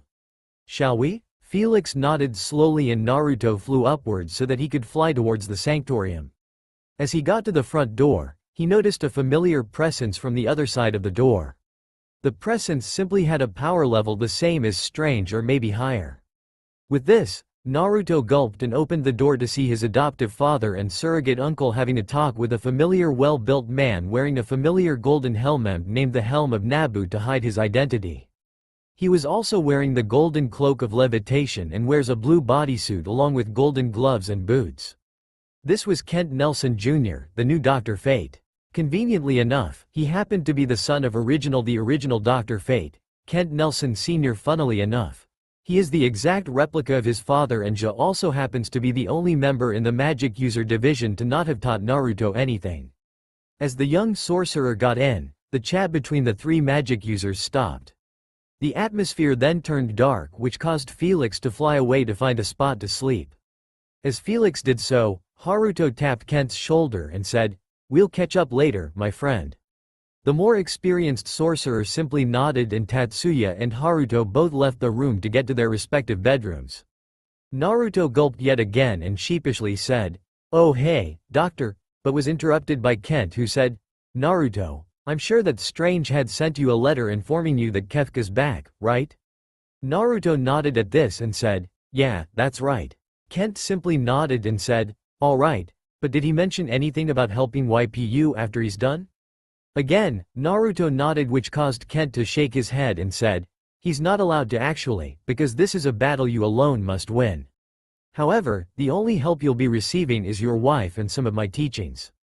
With this, Naruto looked up towards the more experienced sorcerer with a questioning look, which Kent answered, "I'm going to make you become my apprentice for a few hours, as I heard that you've actually learned a clone technique from one of Strange's lessons." Naruto then blinked his eyes for a few seconds and said, "Wait, why for a few hours?" Kent sighed at this and said, "Because Kefka's coming tomorrow, and I want to make sure you're ready."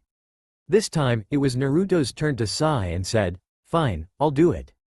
Kent smiled under his mask while saying, "Good." At this moment Naruto knew, he fucked up. Next day, in the peaceful village of Konoha, everything was simply normal. Men were working their butts off while some of the women were chatting or doing girlish stuff. With their Hokage, however, was simply tearing out some of his hair after finishing a quarter of his gigantic pile of paperwork. Minato was simply scarred after witnessing barely 1% of his son's power and thought, why? Why did I decided to believe that the village will see Naruto as a hero? Why was I so stupid? The blonde Hokage then slammed his hand onto the table. But as he did that, a portal suddenly appeared right above the center point of Konoha, which caused every single civilian to look up as the atmosphere of the village suddenly turned dark. Minato got up from his seat and turned around to see everything unfold. With this, the Hokage shouted, "Neko, Taka." All of a sudden, two Anbus wearing a cat Anbu mask and hawk Anbu mask respectively shunshined into the room. Both Anbus placed one of their knees down each while the other was on its foot. Neko then said, "What is it, Hokage-sama?" Minato cleared his throat and said, "Get your Anbu squads and investigate the mysterious hole in the sky. That thing could destroy the village or do something worse." Both Anbus simply nodded and shunshined away. Minato then sighed and said, "Why do I feel like some sort of clown or jester is behind all this?" Meanwhile on the other side of the portal, "Hee. Ha ha ha ha ha ha. Strange, you thought that I could be defeated so easily. You may be powerful at sealing, but neither you nor fate or even the both of you could actually seal me off forevahhh," shouted a familiar clown wearing an outfit composed of primarily red and yellow fabrics, a mismatched jumble of stripes and polka dots. He also wears a red and white striped ruffle around his neck and a red cloak with a yellow and red inner lining.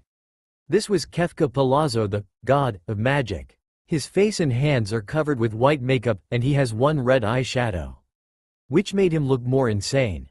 Kefka then gave out another laugh and said, "Once I destroy this world which contains your prestige strange, the League of Dark Magic shall be born."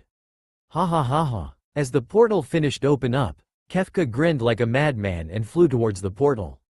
The moment he got to the other side, he was welcomed by the sight of Konoha's civilians trembling in fear. With the sight, Kefka shouted, "Hello people of Konoha. I would like to inform you that your world is about to end. After all, I am a god." With this threat, the civilians were running like chickens. Meanwhile some of the ninjas were huddled up in one spot while the others were hiding from different places. Unimpressed with the terror, Kefka shouted, "Blizzaga." Suddenly, a giant blizzard started to fly across the village. As the ice attack hit a part of the village, some of the Konoha nins were decimated and some buildings were destroyed. Kefka cackled at this and flew downwards so that he could land on the Hokage tower. As he did so, a random kunai flew towards him in which Kefka simply dodged it, only feel a random ball of energy pushing onto his back. With this, Kefka was pushed down the roof's floor which caused a small crater. As he was floored down, Kefka turned around to see Minato holding one of his Hiraishin kunais on one hand. The Hokage then said, "I don't know who you are, but you're a threat to the village." Kefka laughed at this as he got up and said, "I'm Kefka Palazzo and I love to destroy." Ha ha ha ha. Minato was confused by this and with the chance, Kefka shouted, "Ultima." In an instant, Kefka shot out a gigantic blast of magic towards Minato. Not knowing what the blast was, Minato threw his kunai further away from the spot he was on to Hiraishin away from the blast. A sweat started to trickle down from his forehead, and at this moment he knew, Kefka's one difficult enemy to defeat.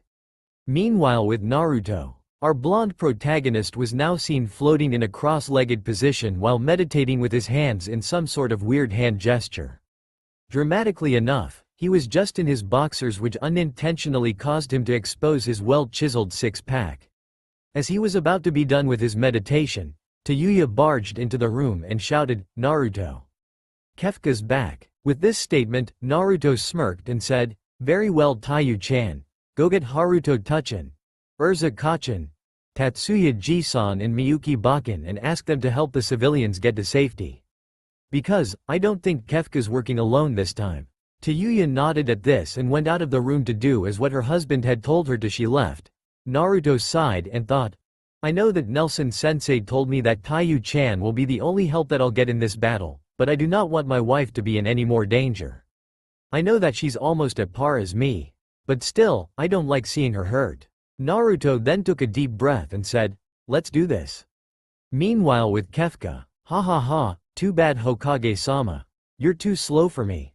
Ha ha ha, cackled Kefka as Minato got hit by another unexpected faraga by the magical jester. Minato then suddenly coughed up blood as his condition was pitiful.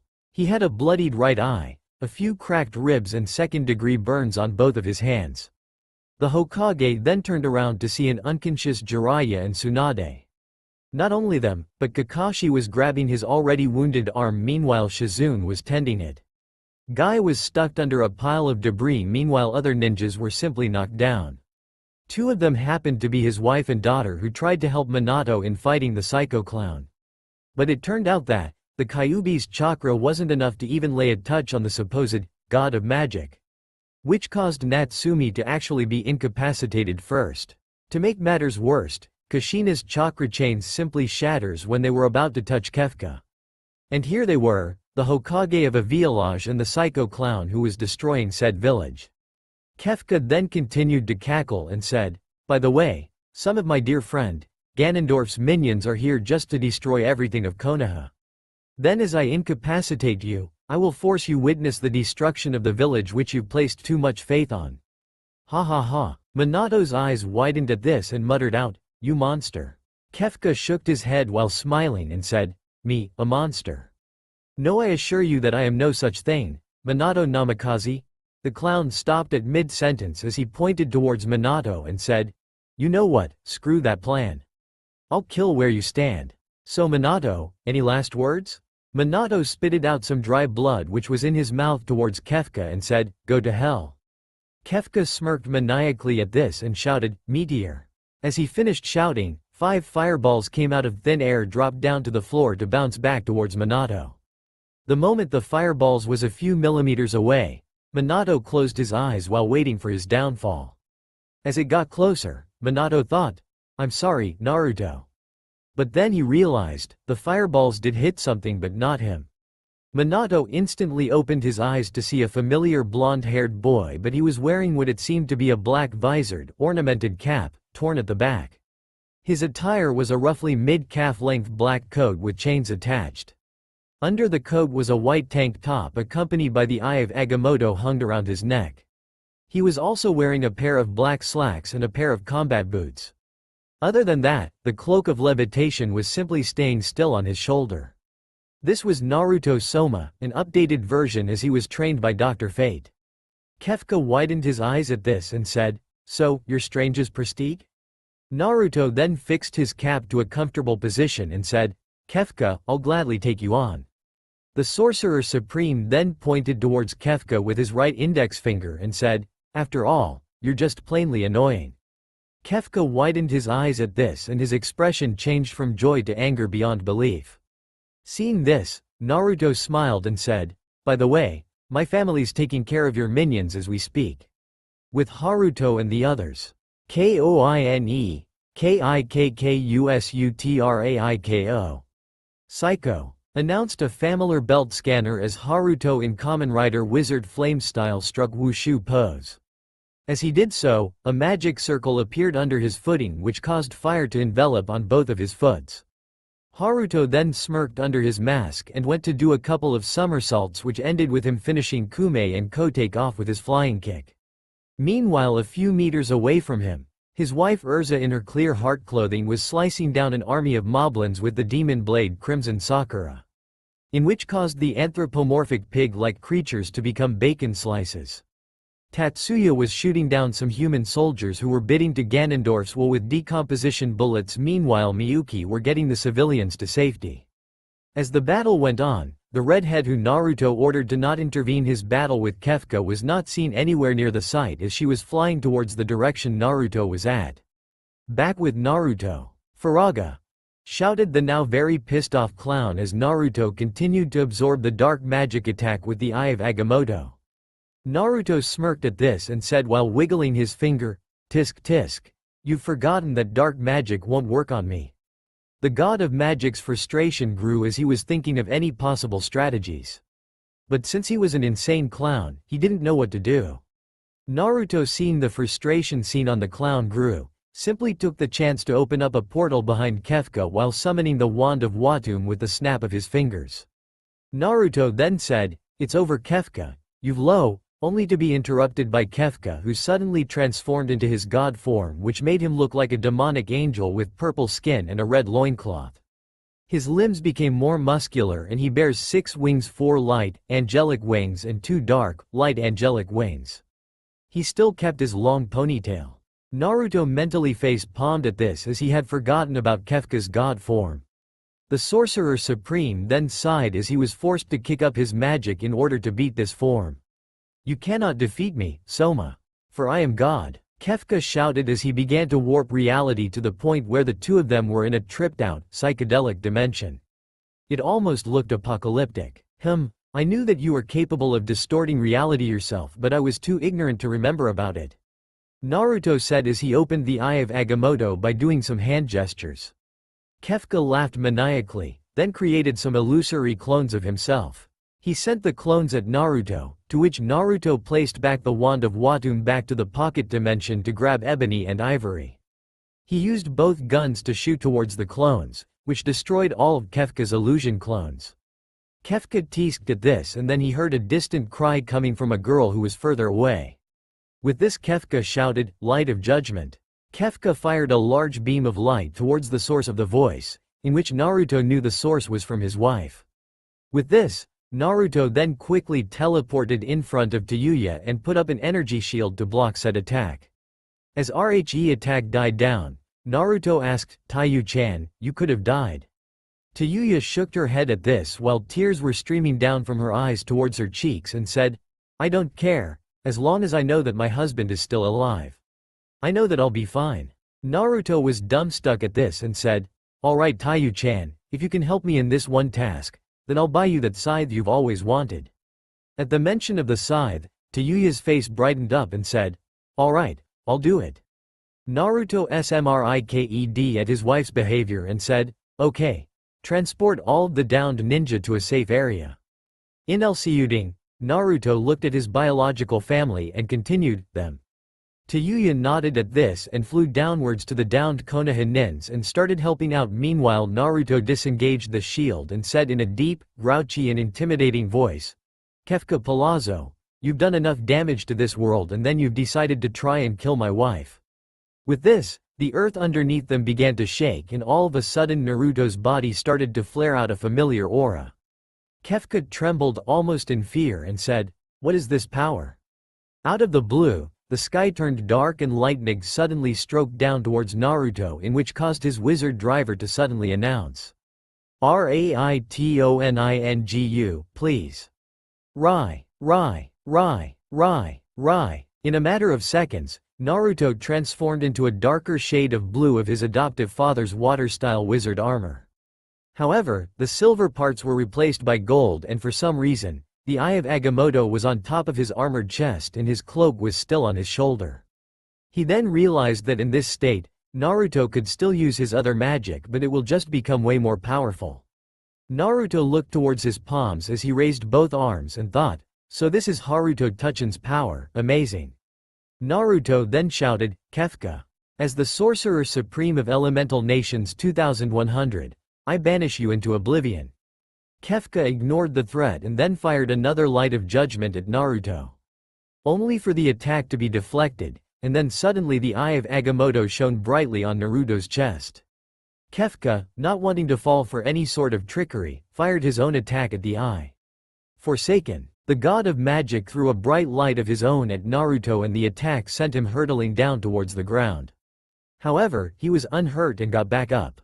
"You're not going to win this one, Eye of Agamotto," he shouted. Nothing happened this time. No absorption of magic, no bright light, nothing. "Huh?" Naruto began to panic. "Eye of Agamotto?" asked Kefka with a laugh.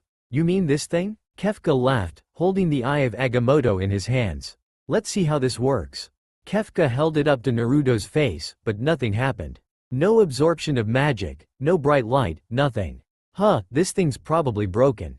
Before Kefka could even have the chance to attempt to use it again, Naruto quickly used the Connect Ring and took the Eye of Agamotto from Kefka to place it back on his chest. "You thought you could steal it from me, didn't you?" asked Naruto. Suddenly, Naruto warped himself and Kefka into the mirror dimension. The two were then seen floating on an exact replica of the village. It looked the same or it wasn't. It was difficult to tell. "How appropriate. You brought me to a place where I can kill you into a state of nothingness which will be the remaining of your body when you die," Kefka quipped to Naruto. A giant pillar raised underneath Kefka, forming a tall tower of magic energy. The clown charged up a large wave of energy, in rainbow colors all around him. Faraga, Blizzaga, Thundaga, Ultima, Forsaken, Light of Judgment, Kefka shouted all at once, now mad with power. A gigantic inferno, a freezing blizzard, a thundering storm, a reality-distorting wave of light, several streaks of red light, and a bright pillar of light all fired at Naruto. After a large explosion of possibly seizure-inducing light, Naruto was still standing. He had his energy shield raised the whole time and somehow managed to summon his trusty Whizzer Swergun to actually take a shot using his weapon, which the bullet went directly towards Kefka's chest. All of a sudden, blood started to sputter out of the wound and the clown managed to mutter, "How?" Naruto then flew towards Kefka and slapped him hard into the face. "You don't get it, do you?" asked Naruto. Naruto opened up a portal behind Kefka. Kefka saw it behind him, and the god of magic said, "Impossible. I am the god of magic. You shouldn't be able to eat me." Naruto sighed at this and said, "A god in your definition is no match for the wrath of the Sorcerer Supreme." But stopped in midway and said, "Also, if you didn't realize, Ome wa mo shindiru." Kefka looked dumbfounded by this but then saw his hands started to be decomposed slowly. As he then realized that the portal behind him was starting to suck him into it. The pillar of magic began to be sucked into the pillar, and Kefka's whole body began to distort and melt away as his words came out distorted and unintelligible. Pieces of his body began to fall off as he fell apart completely, falling into Naruto's portal. Naruto then said, "And that's how Sephiroth died at Strange Sensei's hands." Naruto sighed at the fate of Kefka and quickly opened up a gateway to the real world. As he got back into the real world, Tayuya went to hug him even though she didn't even know whether it was Naruto or not. But she then whispered, "I saw how you've transformed into that armor that Haruto Tachin happens to be equipping right now." She then let go of the hug and placed her arms comfortably onto his armored chest while asking, "So, what will your rider name be?" Naruto smiled under his helmet while giving a reassuring hug to his wife and said, "Enchanter, Kamen Rider Enchanter." As they continued their hug, Haruto, Urza, Tatsuya and Miyuki appeared via Haruto's teleportation ring. As they saw the state of the young couple, they simply smiled and let them be. A few days later, Naruto sighed as he went through his mystical library. Here he was levitating while sitting cross-legged trying to find himself a book to read so that he could understand the powers of being a common rider with magical powers. He has been in library for the past 10 hours and it was nearing nighttime. He then found one which mentioned about phantoms. With this, Naruto popped his neck and gave it a read. But as he was about to read the book, Tayuya walked in and closed it. She then said, "Naruto, no, your father already taught us about how to use your rider powers. Just trust him." Quote. Naruto sighed as he stood up and said, "Tayuya, there is something wrong with me. I just can't comprehend that the fact that I am now basically the protector of Konohas. I mean, I came back to this village to see my dearest of friends. But in the end, I ended up protecting it." Quote. Naruto then slammed his arms onto a table nearby and growled in anger which caused Tayuya to flinch. Naruto then dropped onto the floor, trembling in fear. He then said with a shaky tone, "I'm Mkon Fli afflicted, Tayuya. I just am. I don't even know myself anymore. Part of me shouts kill them. But part of me shouts protect them." Quote. Naruto then started to tear up as he sat down while hugging his knees and said, "I don't know what to do. I just need help." He then closed his eyes and muttered, Fuck me." Quote. Then all of a sudden, he felt a pair of lips on his own. Naruto widened his eyes as Tayuya was kissing him as if there was no tomorrow. Naruto then kissed her back and wrapped his arms around her waist. They continued to kiss like that for a few seconds and stopped for the sake of air. Naruto then got up and dusted himself off. He then sang, "Don't worry my love." He then wrapped both arms around Tayuya's waist and continued, "All of this is not a coincidence." He then proceeded to lift her up and continued, "We are totally different baby." And then he twirled her around for a few seconds. Both him and his wife smiled as wide as during their wedding day. Naruto then stopped twirling her around and made sure she landed on her feet. They both then looked at each other and Naruto sang out, "The two of us found our destiny." DNA. Tayuya blushed at this and smacked Naruto's chest. Naruto then chuckled at this and said, "What? I really like that song." Tayuya facepalmed and said, "Another K-pop song coming from your mouth. I'll make sure you won't have children." Naruto smirked at this and sang, "Love you so bad. Love you so bad," molding a pretty Lee, but was interrupted by Tayuya smacking him on the chest. Naruto then sighed and said, "Fine, fine. Let's have a date. Just you and I, at a very fancy restaurant for once. How does that sound?" Quote. Tayuya caressed her chin at this for a few seconds and said, "Why not?" Naruto smiled at this and kissed him on the cheek. Naruto reacted by smacking one of her butt cheeks, in which she yelped in surprise. Naruto would then get out of the library and went to look around the sanctum, leaving a red-faced Tayuya who was blushing really hard. As per usual, his mother and father weren't around the living room. His uncle Tatsuya and Aunt Miyuki are probably sleeping in their rooms. Naruto would then chuckle as he went to his bedchambers and decided to change into his favorite suit. It was a red-tailed jacket suit with black floral patterns on it, accompanied with a black-colored tie tied around the collar of his dress shirt, a pair of leather shoes and a pair of black pants. Naruto would then look at himself on the mirror of his room while putting on some cologne on his wrists and neck. Naruto would then snapped his finger and said, "Nice." As he was done, he would then get out of the room and went downstairs to see his wife in a white knee-length lacy dress that was strapless, and it seemed that she wasn't wearing a bra under it. Her hair was in a wavy layered bob with curly side bangs which showed more of her beautiful face. Naruto would then smirk at the sight in front of him and walked up to her with the smirk still plastered on his face. Tayuya blushed at this and said in a stutter, "What's with that face?" Naruto didn't answer directly, but he whispered into her ear, "I'll be on top tonight." Tayuya would smirk at this and said, "As if." Naruto would then chuckle and held his wife's hand while saying, "I have a restaurant in mind, would you like to check it out?" Tayuya nodded at this and said, "Sure thing, my dearest husband." Naruto chuckled at this and opened up a gateway to a slightly fancy restaurant which was located just near the Hokage Tower. Naruto chuckled to himself as they arrived at the restaurant. Naruto would then lead his wife to the receptionist and said, "A table for two please." The receptionist nodded rather enthusiastically, which surprised both Naruto and Tayuya while saying, "Right?" The receptionist would then look around and said as she pointed to a nice table, "There's one, you're very lucky sir. That's the best table we have." Naruto and Tayuya then looked at each other with widened eyes and said in unison, "What in the hell?" The receptionist would then lead them to the table and said, "Please wait for your waiter." The receptionist then left the married couple as Naruto then said towards his wife while having a very suggestive smirk towards his wife, "So what would you like to have tonight?" Tayuya smiled at him sweetly and said, "A big gigantic D," but was interrupted by Naruto, who placed his index finger on her lips to quiet her down, and he said, Whoa, calm down there tiger. There are kids here." Tayuya smirked at him and said, "It's your fault for creating such a temptation with that suit of yours." Naruto chuckled at her and they both then stared each other's eyes, not knowing that their waiter had already arrived. The waiter would then cough to gain their attention and said, "Good evening sir and madam. I'm Hiro, your waiter for today. So what would the both of you like to have for today?" The couple then hurriedly opened their menus and switched pages open so quickly that it may make lightning itself feel jealous. Naruto would then say, "A steak, medium rare with a side salad." Tayuya would then answer, "I'll be having what he's having." Hiro nodded and said, "Very well, what sort of drinks would the beau?" But Naruto quickly answered, "A big bottle of wine, please. Just wine." Hiro nodded and walked to the kitchen to get their orders ready. Naruto would then look at Tayuya and said, "I love you, I do." Tayuya chuckled and said, "Well, I did get you whip."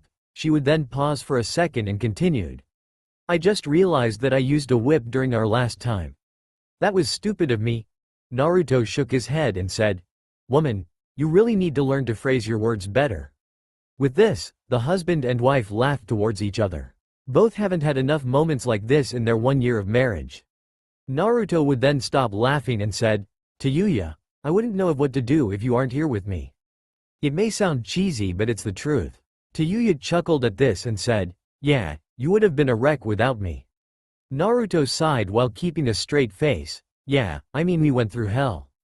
Literally speaking, Tayuya didn't really pay attention to what he had just said, but all she did was looking into his eyes while admiring his manly features. Tayuya didn't really know how she ended up with him but something about just made her to fall for him hard. He even joked about the fact saying things like, I guess I didn't miss her? Till this day, she doesn't know what he meant. Their food would then arrive and the husband and wife would then eat their food in silence. As they finished eating, Naruto would then get up and pay for the bill while giving the waiter a tip. Naruto would then return to his table and said, Tayuya, come let me show you a nice scenery to look at. Naruto would then hold out his hand for Tayuya to take it.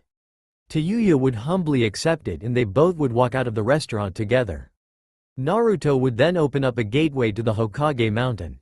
He would then lead his wife into the gateway and as they arrived, both of them could agree that they both could see the whole Konoha from here. Naruto would then say, Let's stay here till sunrise. I need to show you something.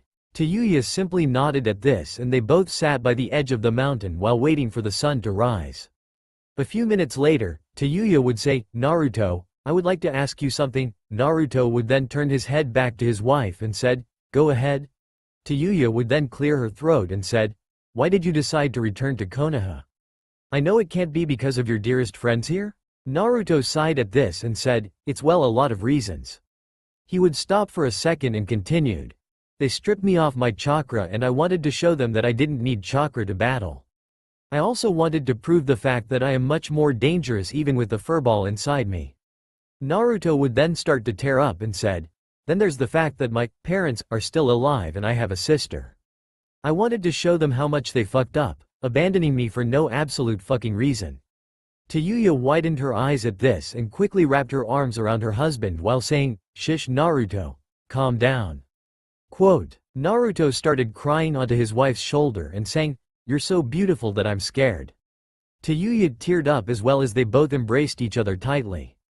Then all of a sudden, the sun rose and both Naruto and Tayuya released each other and looked at the sun rise. Naruto and Tayuya would then have a passionate kiss which lasted for a while. As they let go, they left a huge strand of saliva which made them both blush at the same time. Naruto would then say, Tayuya, let's go home. Tayuya nodded and said, Right. Naruto would then open up a gateway and would lead his wife into their room. Naruto would then push his wife onto the bed and unzipped his pants, which would give him the sight of his wife's hair being stressed all around the mattress. Naruto would then say in grunts, I'm going to do you right now. Quote, Tayuya blushed at this and said, I like you taking control. Naruto would then crawl onto bed and everything else was history. Little did they know, Haruto was outside hearing his son and daughter-in-law moaning and groaning while making hot and passionate love. That's all for now. If you enjoy this video, then please like, share and do comments.